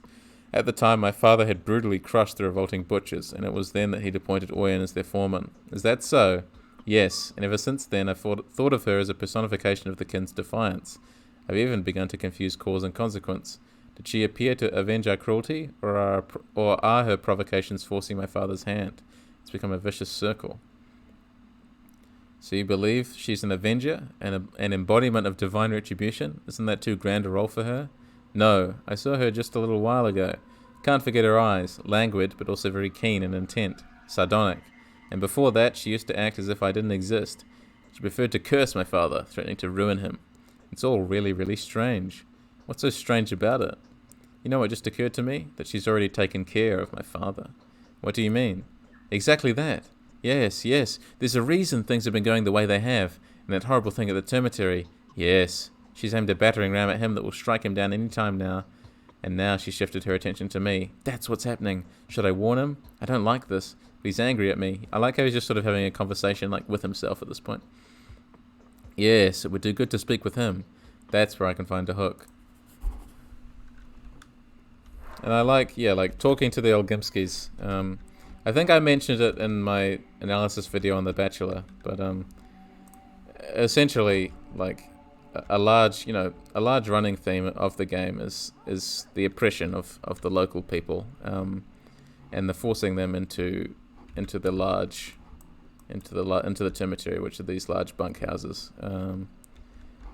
These sort of new, really sterile, sort of almost prison-like buildings, and they're being forced to sort of work and commercialize even their old rituals, right? And it's really hard not to see the Olgimskis as being real villains in that context of sort of harnessing an entire group of people and pushing them into roles and refusing to accept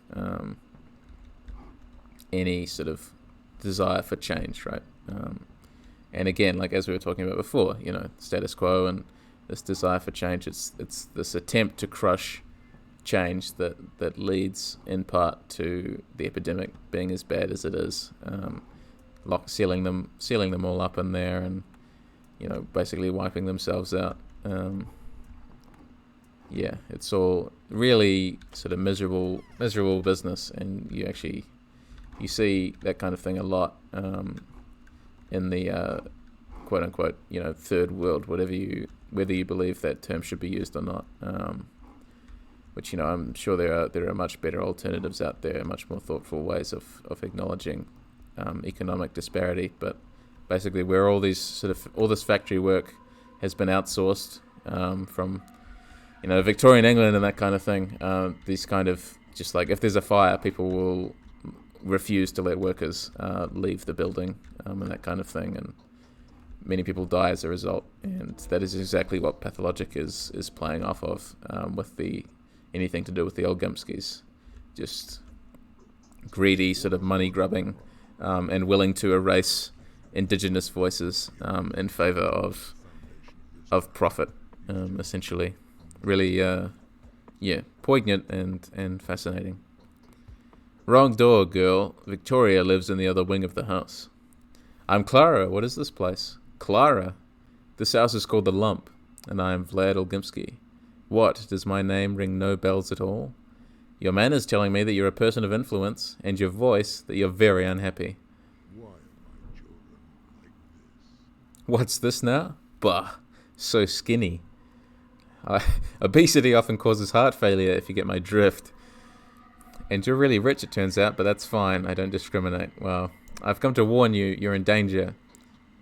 What? What the? Who sent you? Was it Yaklak? Yaklak? Who's that? Hey, anyone in the hallway? Take this thing away. There's no one else in your house. Like, I searched the entire building before I spoke to you. You saw me searching the whole building. There's no one else here. Yeah, there's no one in the hallway. It's dead quiet. You're in danger. Aspity has set up a trap for you. You don't have to. I don't have to, but... I know who you are. You're the Saburov foundling. Move along. What? A foundling? Aspity, I'd crush her with a single stare if I ever deigned her worthy of my notice. Crush her? Go ahead and try. So it's money you want, you little informer. I can appreciate that, I really can. So take this for, saving my life. I'll have a better look at her then. That's better, you'll appreciate me yet. 2,954 coins, a very specific amount. Anything else that he has to say? Who will take some? No, okay. Go have a chat to Aspity then, and see what she has to say. So we've grabbed some money from Olgimsky, and we've just got a letter. Yes. Thank you for the bandages. I don't actually know how many I have now. Oops, did I miss the... I did miss the button. Good job. Good job, me. There you go. Okay, what's the letter? Who's the letter from? Alexander is waiting. Daughter. So he's more polite in the letter than he is to my face. Daughter, for this is how we want to call you from now on. I am brought down by a heavy burden. Katarina is sick, and she won't be able to perform the task of her mistress without your help. Much labor awaits you. We will let you run free. Oh, what a great joy, Father. Thank you for letting me run free. But be prepared that every single day, either me or my wife will have an errand for you. Be at hand. With great expectations, your loving father. So I'm just your errand girl now, am I? Is that... Wow. Yeah, loving, yeah.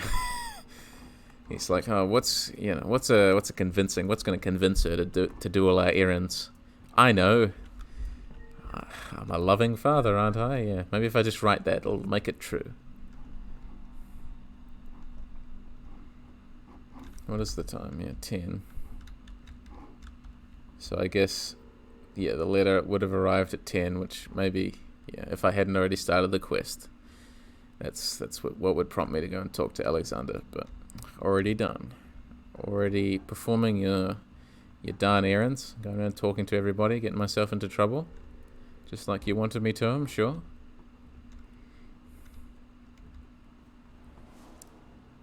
Okay, and Aspity's house is that one in the end there. Say hi.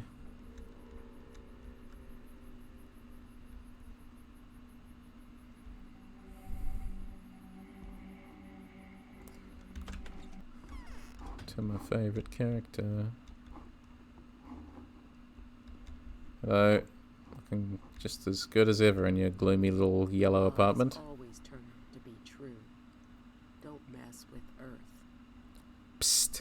For a moment there, I thought I was suddenly in front of a mirror. You have the same bottomless eyes as me. It's because you and I are flesh of the same mother's flesh.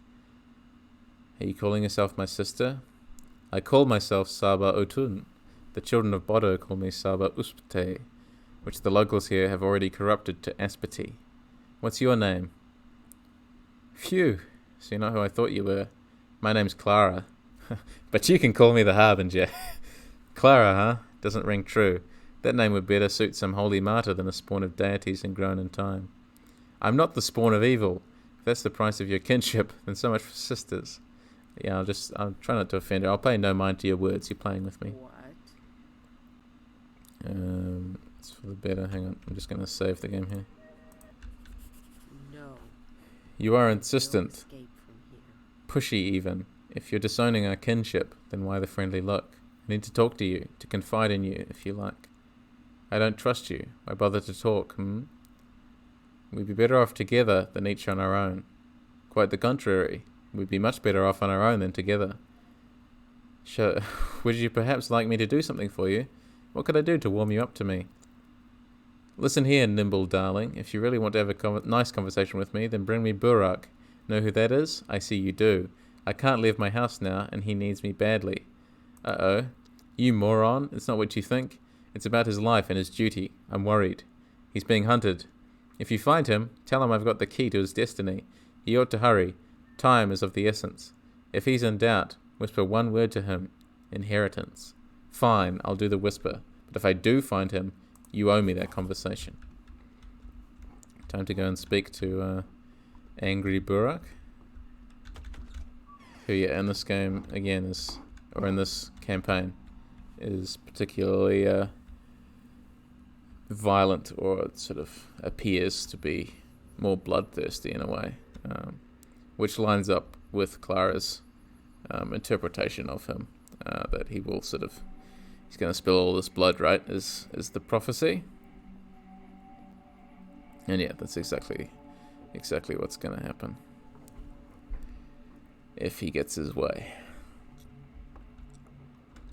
And he's going to try and spill the bachelor's blood a little bit later on in this playthrough. Many times, in fact.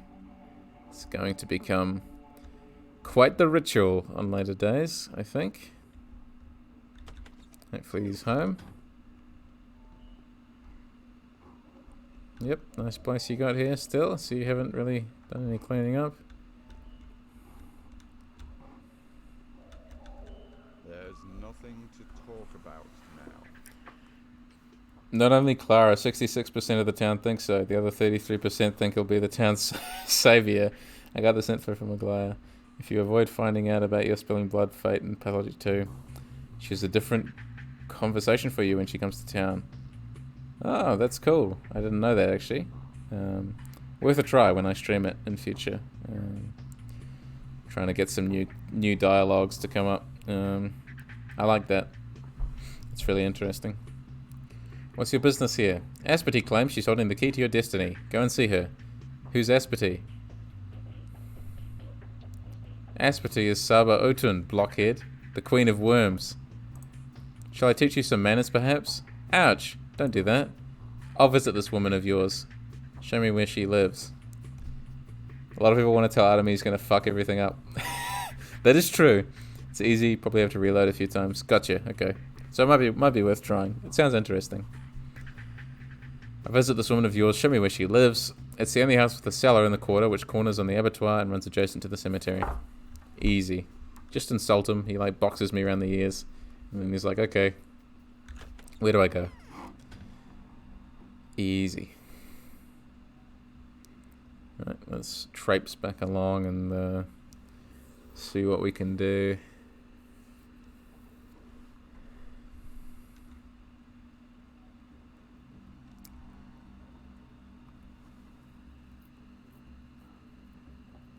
In regards to this conversation. And then, what will the time be? Probably just past 11. I don't think we need to do anything else beyond this other than report back to Saburov, but might be wrong about that. It has been a long time since I played this campaign through properly. Okay. I did, yeah. I do always like there's just this barrel in the way. What is in that room? I must know. Probably just no clip through there at some point. We frequently do good to enable us with impunity to do evil. That's one of my favorite voice lines. Actually makes some sense.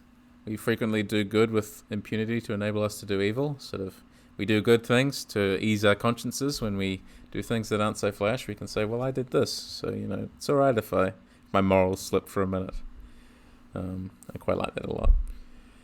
I've told him he will come. He's been here already. How on earth has he been here already? I beelined straight here. He did not leave. He did not exit the building with me. How did he get here before me, have a conversation, and then leave? Okay, whatever. He's got, like, superhuman powers. What do you want to talk about? Ask quickly. Are you sleepy? Why are you lowering your eyes? No, I'm not. Speak.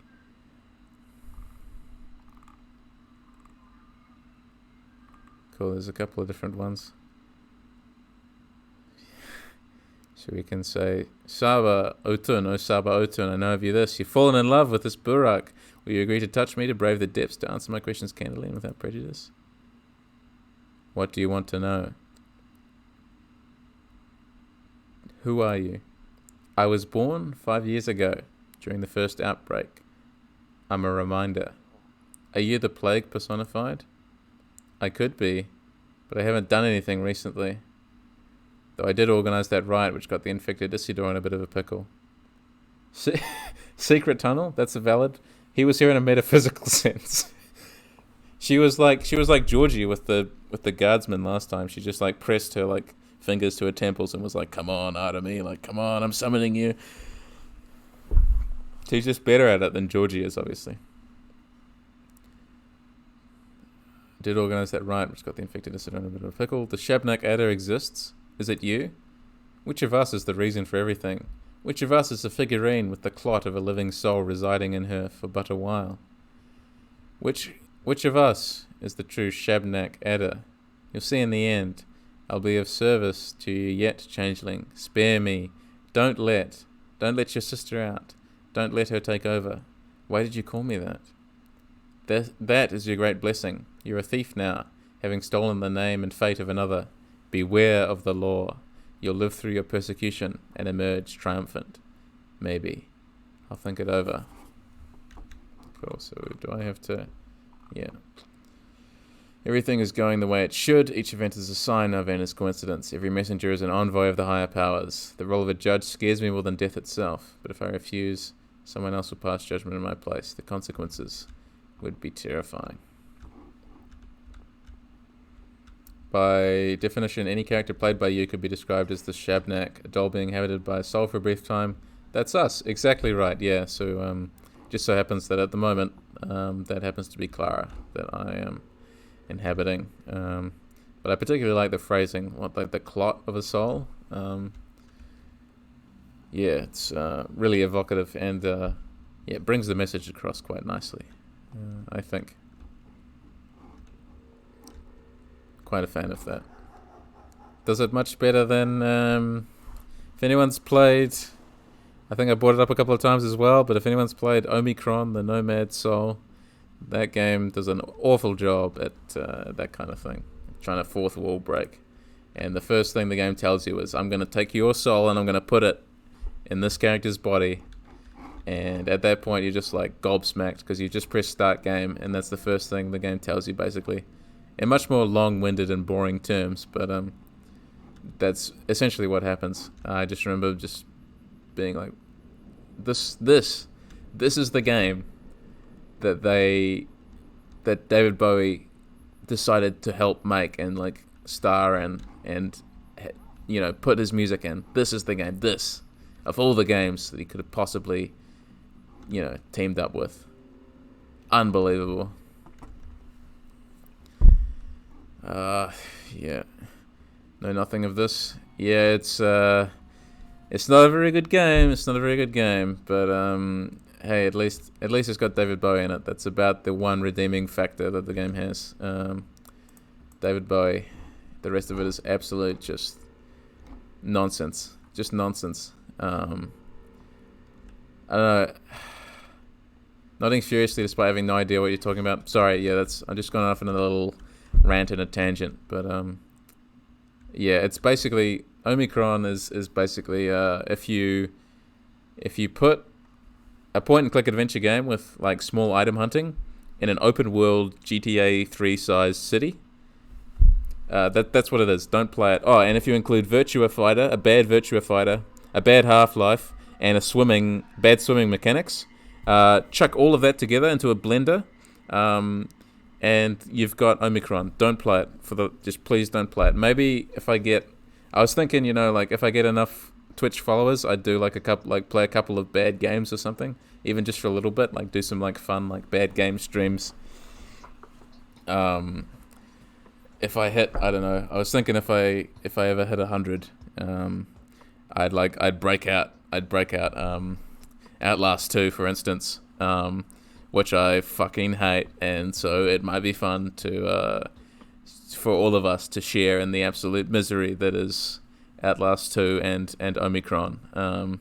So yeah, if I do hit that point, I guess I should probably publicize that somewhere that's the plan. But I'd love to hit that amount, and then we can all celebrate with a marathon stream of absolute garbage. Should be fun. Who could take Simon's place? The dam will inevitably change. Let justice prevail, mercy to the innocent, a reckoning to the guilty. I spoke with Aspity. I got inside her soul. Never doubted you would. What is in there? I'm this close to demanding everyone in my choir follow your channel. Please do, yeah. I'd love to see just the entirety of Yoveos choir just in the chat. Just like, why are we here? I never doubted you would. What is in there? I couldn't decide, but I did feel our souls had something in common. What is your verdict then? Is she guilty? No, she isn't. Not good, so there's been no miracle. Are you angry, Father?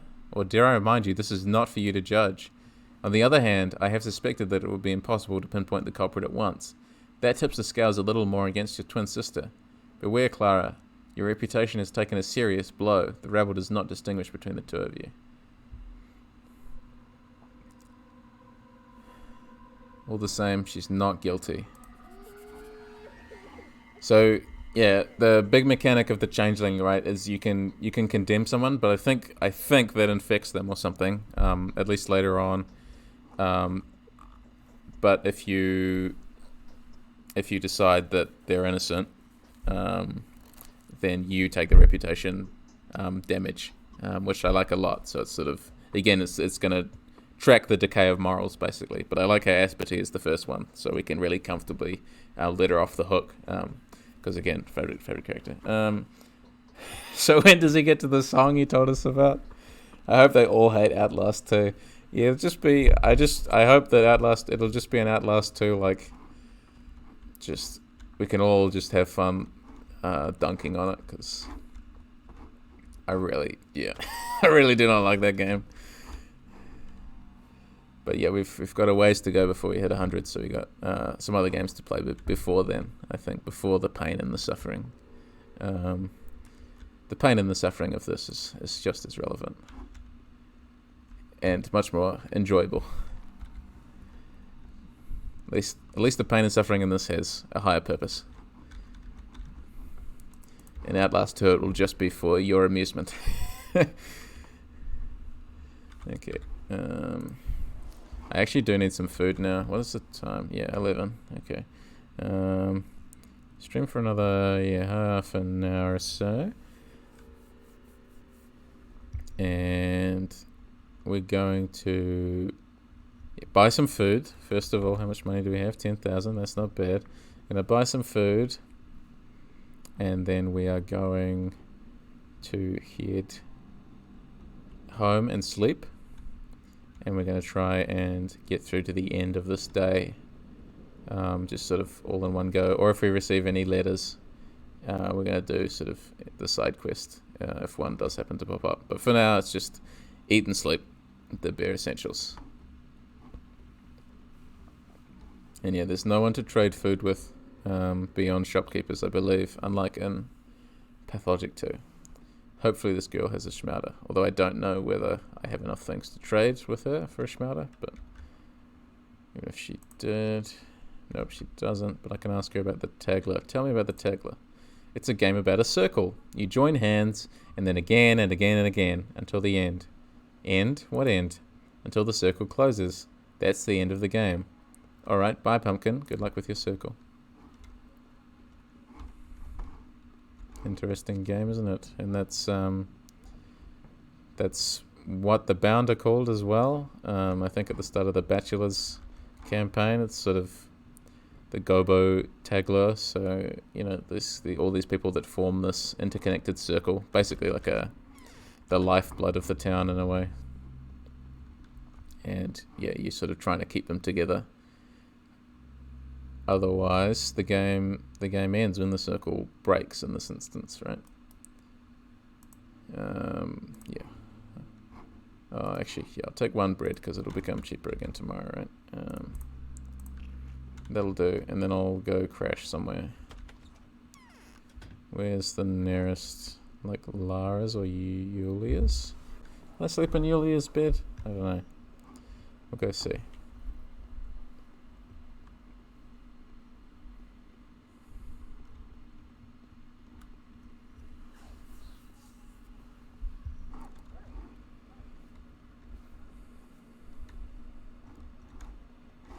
Just making a beeline again for the little kids who have schmouder, or should have schmouder, but apparently what? That's the Bachelor taking them all already or something.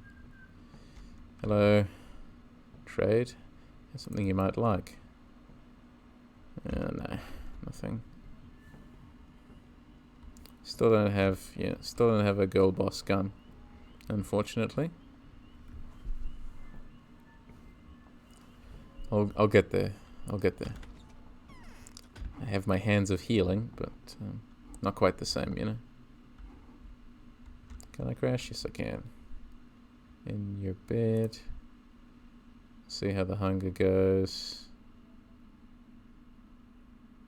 Inching up, inching up. Okay, we'll go for another walk outside now. Hunger's low.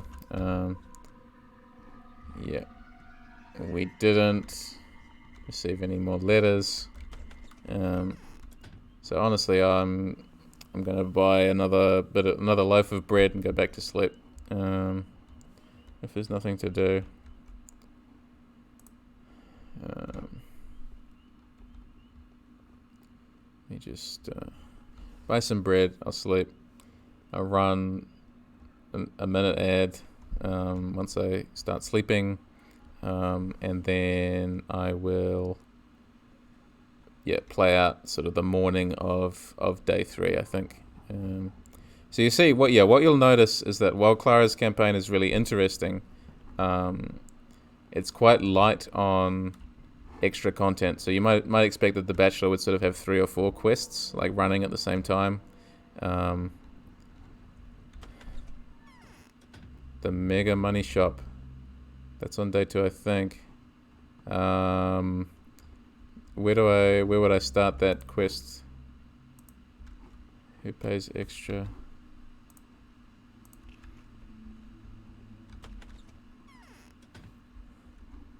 For your stuff. I'm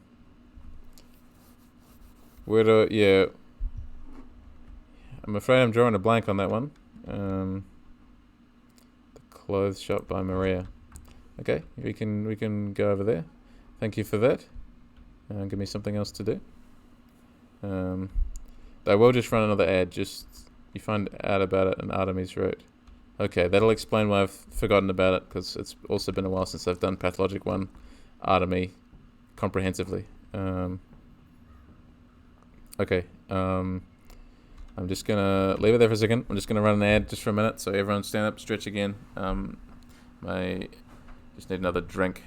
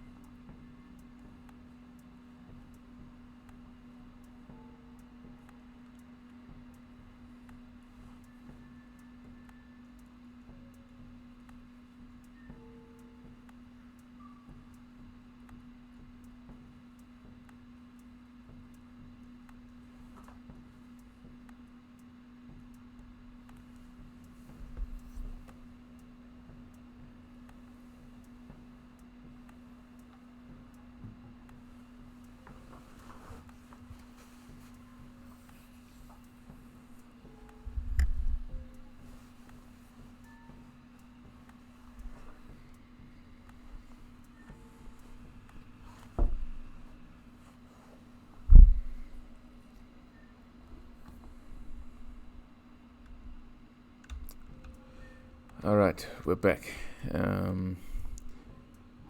Yes, it's one of those things. I think as a streamer, I'm still trying to find the balance. Disrupt your flow? No. I mean, it's fine. I mean, like I've totally forgotten about it, so I might as well go over there and have a look, right? Oh, here we go. Do you know what Lara has in mind? She wants to do a good deed, so she makes a shelter for the living. People who want none of your miracles may hide. Furtively, out of control, she collects the money she then spends on provisions. She's an angel, they say, and not a single person would call her a thief. Could it be that she won't welcome you in her shelter? Would she refuse sharing the burden of righteousness with you? The time has come to knock on her door. Okay. We can do that in a minute. Like I'm still finding, I think, the sort of when to take breaks and like how to manage that when I need to stand up and just stretch for a minute. Because it was funny, like able to play like Silent Hill 3 in one sitting. Like I didn't even stand up once. I don't think. Just straight through. But at the moment, I guess maybe it doesn't help. I got a cold or something. Right, yeah, so this fella is offering a lot of money. Okay, I think I need all these razors. Or wait. He's not gonna pay me the money. He doesn't even have anything to trade. If I give that to him, is he actually gonna pay me? Hang on. Give him, what can I give him? This water bottle. And then, okay, so he actually is paying me? Right. I'm just a bit worried because it says it's got 0 coins up there, but yeah. So, making me doubt my... I'm sorry. You made me doubt mine as well. I had totally forgotten about this. So I appreciate the hint. Just for something to do. So half my razors as well. Look at my 13 bandages. Keep the wire. Keep the needles. Yeah, I mean that's fine. That'll do me, I think.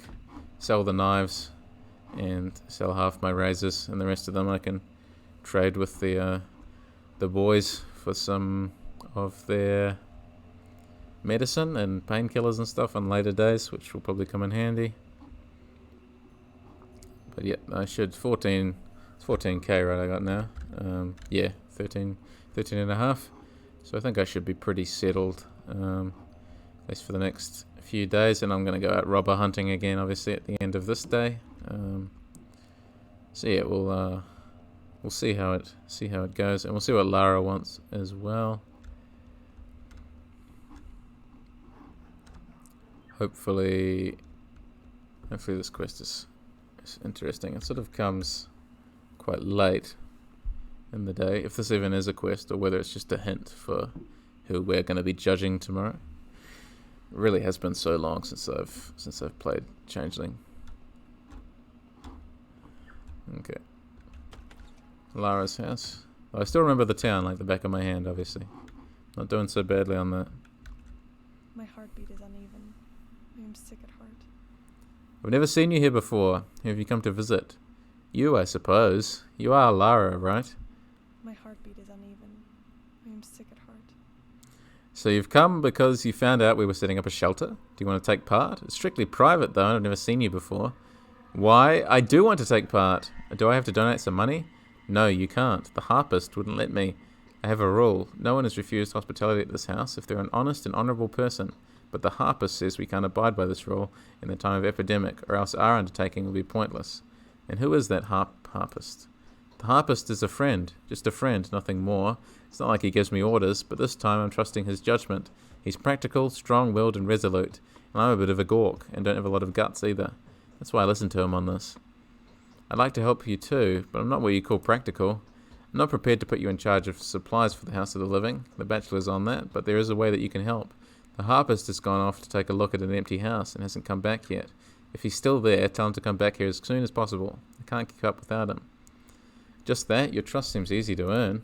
Not as easy as all that. If you do a good deed seeking no gain, it will at least be clear that you're not the Shabnak Adder, a demon who cannot do good. Then I'll be able to rely on you instead of the Bachelor, who I dislike.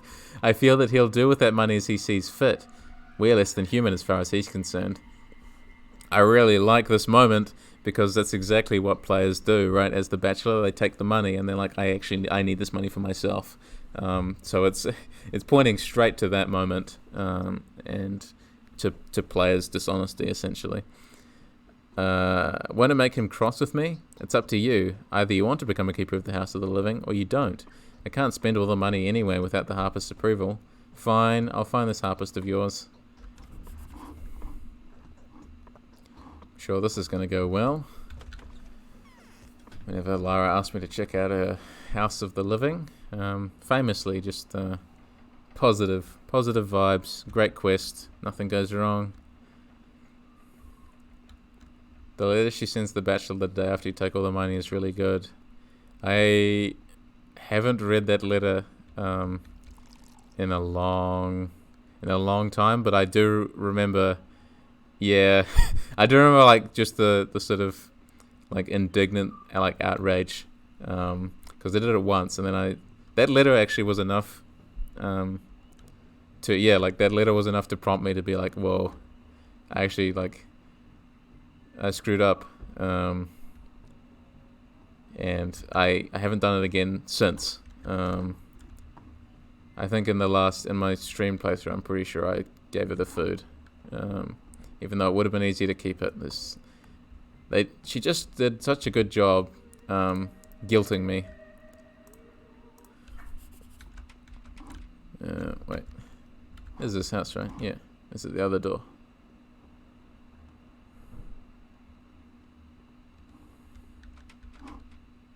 Do I have to pick the lock, do I? Something interesting about Lara, you saying what she had to do in order to secure those funds made me think of it. Remember the knife? Yeah. The game is easy enough to break, agreed. Part of you is like, yeah, you just need the boost. The knife is very damaged, and as the game points out, people frown on sharp objects in the town, but because they need to cut bread, they end up breaking with tradition. But that knife... Oh, man. Says specifically it's not for cutlery, only for murder. I did not... Why does that keep happening to me? Jeez. Clara, stop killing people. Stop killing people, please. Stop killing people. You cannot keep doing that to me. My goodness. She could... Use your magical healing powers, why don't you? Reading messages and trying to avoid the plague, what could go wrong? Clara could commit murder, apparently.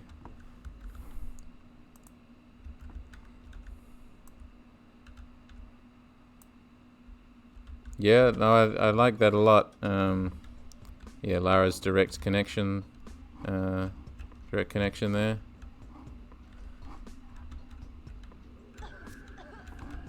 Can I actually heal you this time? No, stop. What is happening? Isn't she supposed to be able to heal people? I'm gonna try that one more time. She's supposed to just do that animation, right? Am I going crazy?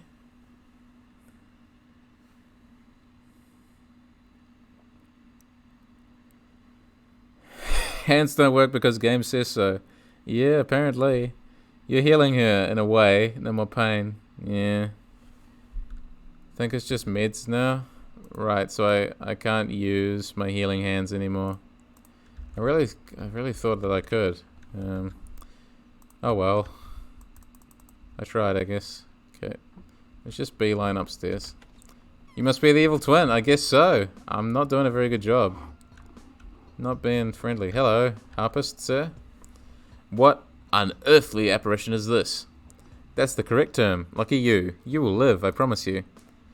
Get out of here, sir. Stop standing in here. Why would you wander into a gloomy place like this one? You can see people have got nothing to do here. Then why are you here?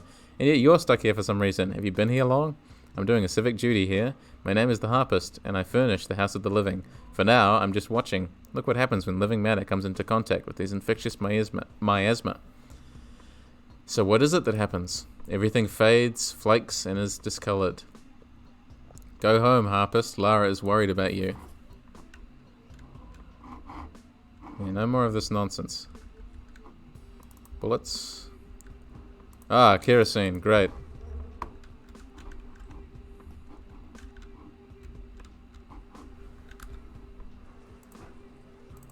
Pop some alpha tablets. Can I, I'm wondering if I can't really bait the plague cloud in this room. I know it dissipated, that's fine. Enough of bullets, syringe. Nothing. This remains, no matter how many times I play this game, the infected houses remain, incredibly stressful. They did such a good job with these. Just looks like a whirlwind of blood has, ripped through. Going outside should be prohibited. Special courier should be assigned. What are you doing here? You've just been at Anna's place, or are there several of you? I haven't. That was yesterday, you idiot. Go to hell, you and your jokes. That was yesterday. Are you crazy? Okay. Yeah, it's just those infected houses are just wonderfully intense. really hard to get out without becoming infected. But yeah, to return to what you were saying about Lara, I mean, it sort of feels like part of her intent is to see what she can get away with, because she's so depressed, right? Like the loss of her father has driven her to some of these acts of, I hesitate to say like absolute like nihilism, but there's a fatalism anyway behind many of her actions, and I think that the indication that she's committed crimes or has been violent with the knife is actually really is noteworthy and worth pointing out. I do much prefer the presentation of her house in the second game. My lips are too dry. Though I do quite like her outfit in this one. We'll prepare for the hard times. I hope they don't last long. So is the harpist back? Yes, and that house, I take it, is really infected? It is infected, Lara. You're going to have to set up your shelter here. Here, this is for your help. Take it. I won't need it anymore. So much? Thank you. 2,000. Awesome. Okay. How long have I got? I've got about another 10 minutes. I'm going to sleep again we're going to head on to day 3. I think.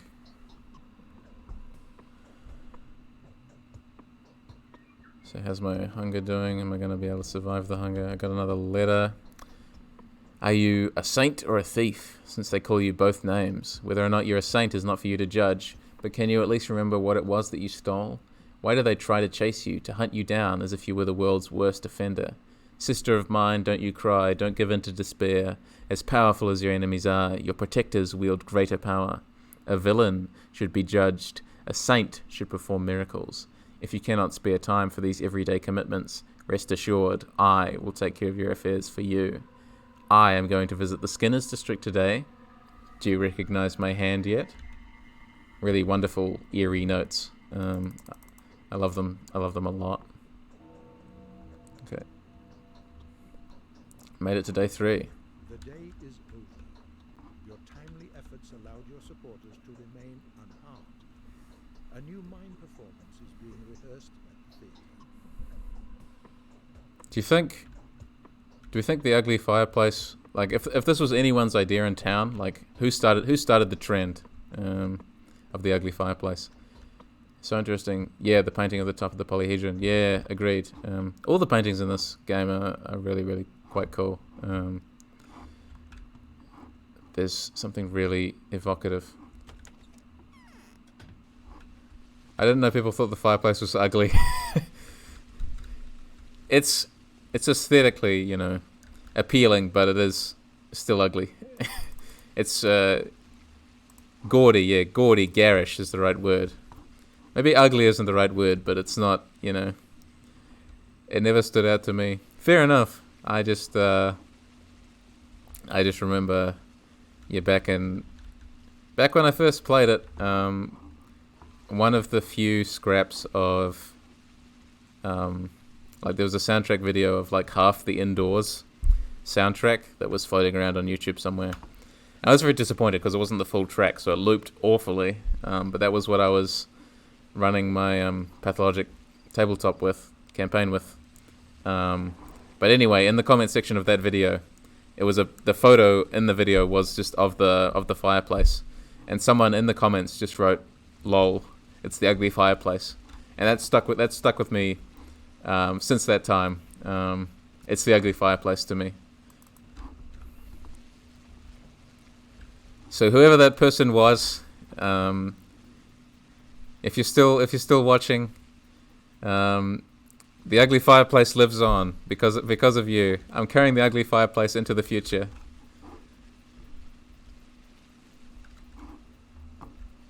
Great times. Just loot these before I watch the play, and then once I've watched the play, I'll end the stream for now, I think. Because yeah, we've made some good progress. We'll start the next stream off at the beginning of day 3, and then we can get into the rhythm again properly. Now that we've got funds. Food is like the one thing we don't have, but we're going to be able to pull forward, I guess, on that next time. So yeah, we'll let the play. Except something was wrong. Terrifying discoveries have convinced them. One of them managed to curb the family feud. Bad news. The governor will abuse his power, and the rest won't let him get away with this. Nothing's changed. The town was placed in quarantine. From now on, the infected districts will be locked down, and no one will be able to leave until the situation is resolved. Well, it won't be. They won't figure it out.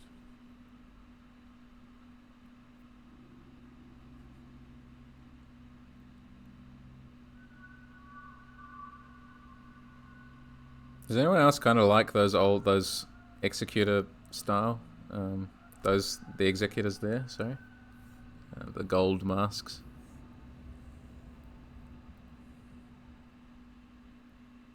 All 3 of them stuck together in the same sandpit.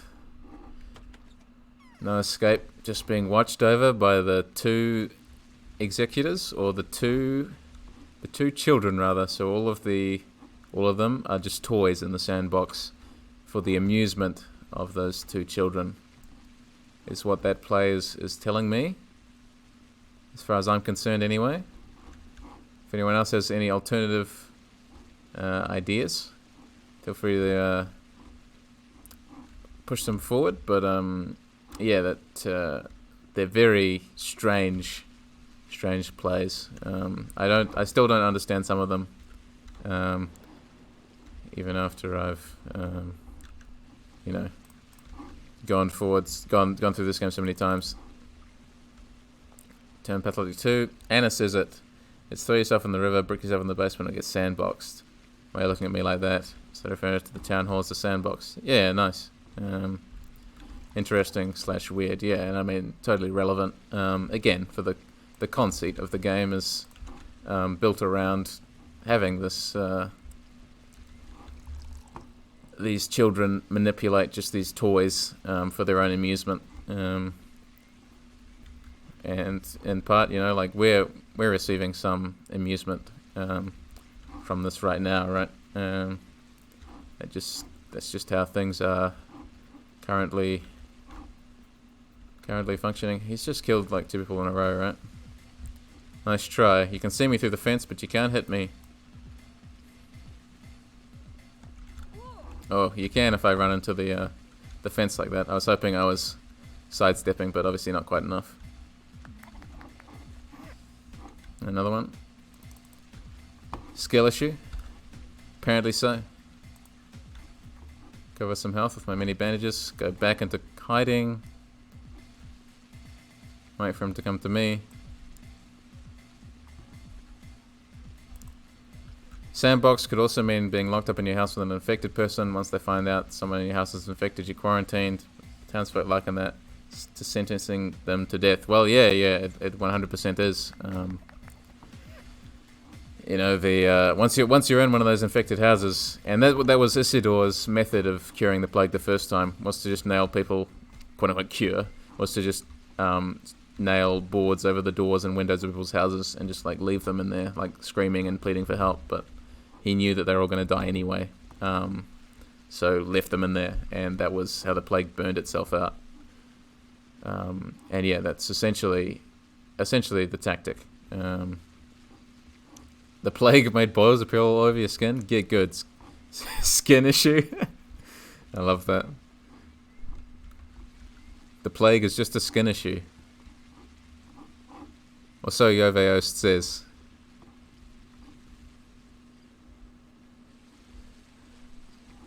I love that. Okay, we'll return to the Saburov house because that's when that's where everything will start tomorrow, or today rather. And we'll see if they give us the quest early this morning. But otherwise, yep, I'll head off, and hopefully we'll be able to stream again in a couple of days' time. And I haven't decided yet whether I'm going to do more Pathologic or something else. A couple of things on the go now, don't I?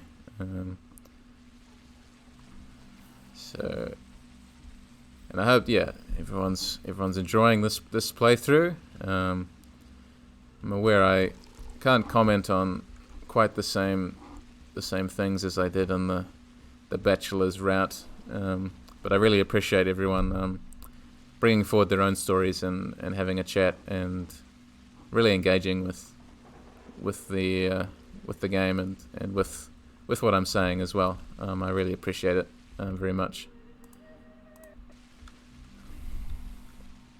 Really glad I decided to start doing this kind of playthrough.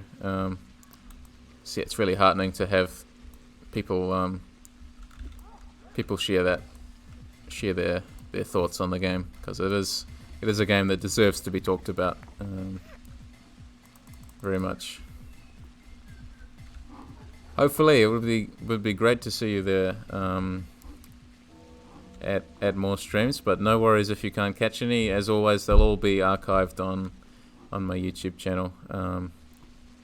But also, thanks again for being the first person to subscribe to my Twitch channel. I really do appreciate that as well. Imagine if you never summoned the courage to get in front of the camera and start streaming. To think the words "girl boss gun" would have been foreign to you. It would have been a life much deprived, I think. I really do love streaming, and I'm so glad that everyone else is enjoying, I hope, what I'm doing. Thank you. Okay. Drop off the kerosene, the one kerosene that I found. Do need to get something to eat soon. Do you have anything to say? Is there really no way to cure the disease? You've walked around and observed much. Tell me, Clara, how does this disease spread? Through breath, through touch, or perhaps through blood-sucking insects? Those have grown in number of late. I don't know, Father. How could I know? I'm no scientist. Come closer, my daughter. Tell me, advise me. What measures must be taken to stop the epidemic? Where do we send our brave patrolmen and the executor suicide squads? All of these measures mean nothing. Send some of them to the cathedral, some to the cemetery, shovels in hand. That would be my advice. There's nothing wrong with your saying this. I'm thinking aloud, and I would like to know whether the Harbinger agrees. There's someone else speaking through your lips, is there not? Yes, there is. 5 years ago, the sand plague broke out in the poor districts where, due to our negligence, the social and sanitary conditions had become truly appalling. If, like the plague, it is spread by blood-sucking fleas and their host animals, perhaps the culling of bulls and other domestic animals would be the best solution. Why cull bulls? Bulls don't get fleas, they aren't a threat. I'll tell you what I'm going to do. Don't say a word to anyone about the plague. I refuse to allow a panic, and so I will ban all expressions of mourning. You fucking moron. Let them celebrate instead. To the Bachelor, I have recommended that he reassure sick people, saying they have all been afflicted with a general condition. There's already talk of the sand plague at every street corner. Aren't these measures coming a little late? I don't even like this. Just terrible idea. Let no one talk about the sand plague for as long as possible. Now, if anyone attempts to escape and is heard saying that the disease is incurable and a pair of boots is the best medicine, that person must be taken into custody. Is that something you would endorse? You're looking for the cause in the wrong place. That is my job to do. To look for it in the wrong place, that's your job. Do not worry about that. To be the ruler during a plague is a cursed part to play and a grievous burden. A man doomed to nothing but error. Yes, all of these measures are a way to comfort ourselves. My only hope is you. Hope I have not allowed despair to take over you yet. Do I need to restate my request? Whatever happens, I'm only fulfilling my purpose. She's just throwing her hands up at this point. You shall visit a singer named Anna Angel. Of all the black souls in our town, this is the blackest. The Willows used to be the happiest house in this side of town. We were happy to have such neighbours. Now every crack in the walls of that house is oozing blood and tears. My God, what happened there? No one knows. Ever since Anna came to our town, she has always gotten away with whatever she did. Neither does anyone know what happened to the former dwellers of that house. They had been a family and a tight-knit one. Do you suspect her? I suspect that one of the bloodthirstiest ghouls that walk the earth has infiltrated our town in the shape of this singer. Have you heard about the caravan? Of course you haven't. Ask her about it and see what she has to say. All right. Ah, you frightened me so much. Cool. And we start knowing what district is infected, because we got a letter from our sister saying where it's going to be infected. Okay, so next time we're going to kick off with interrogating Anna Angel. Let me just catch up on these, on the chat stuff. Jokes aside, thanks for your streams. Always a great experience, especially now that my other favorite Pathologic content creators hardly post anything about the games anymore. It doesn't help that there's not very much that's been done, or not much has been posted about it from Icepick Lodge, but yeah, I do hope that what I'm doing is engaging, which it sounds like it is. It sounds like everyone's enjoying it. It's doing my very best to try and keep the game alive. Keep people who are still interested in it. Give us all like a place to talk about it. So, where the Saburov supporters at now? Saburov apologist's been real quiet. It's just dropped. Frank Alonzi's just like quietly twiddling his thumbs in the back of the chat there, just like whistling, just wandering away, keeping quiet. Can't wait for the Pathologic 25-year anniversary stream. I'm gonna play. Yeah, I'll do exactly like I did with Silent Hill 3. One sitting, perfect, easy. That'll be chaotic, but I would like to. Yeah, keep playing this. We've still got Artemis 1 after Clara as well, of course. And then beyond that, what future playthroughs would look like is sort of anyone's guess at this point. But really appreciate it. One sitting, we'll all die of the plague by then. Yeah, I don't think it'd be good for me, but we could do like an extended marathon session again, like as a celebratory kind of thing at a relevant time. But no, I should probably go. Thanks everyone. Again, really appreciate it. You're all wonderful. Hope you have a good rest of your day. And I hope to see you all again next time. Thank you. Hopefully my cold is gone in a couple of days, but who knows? See you all.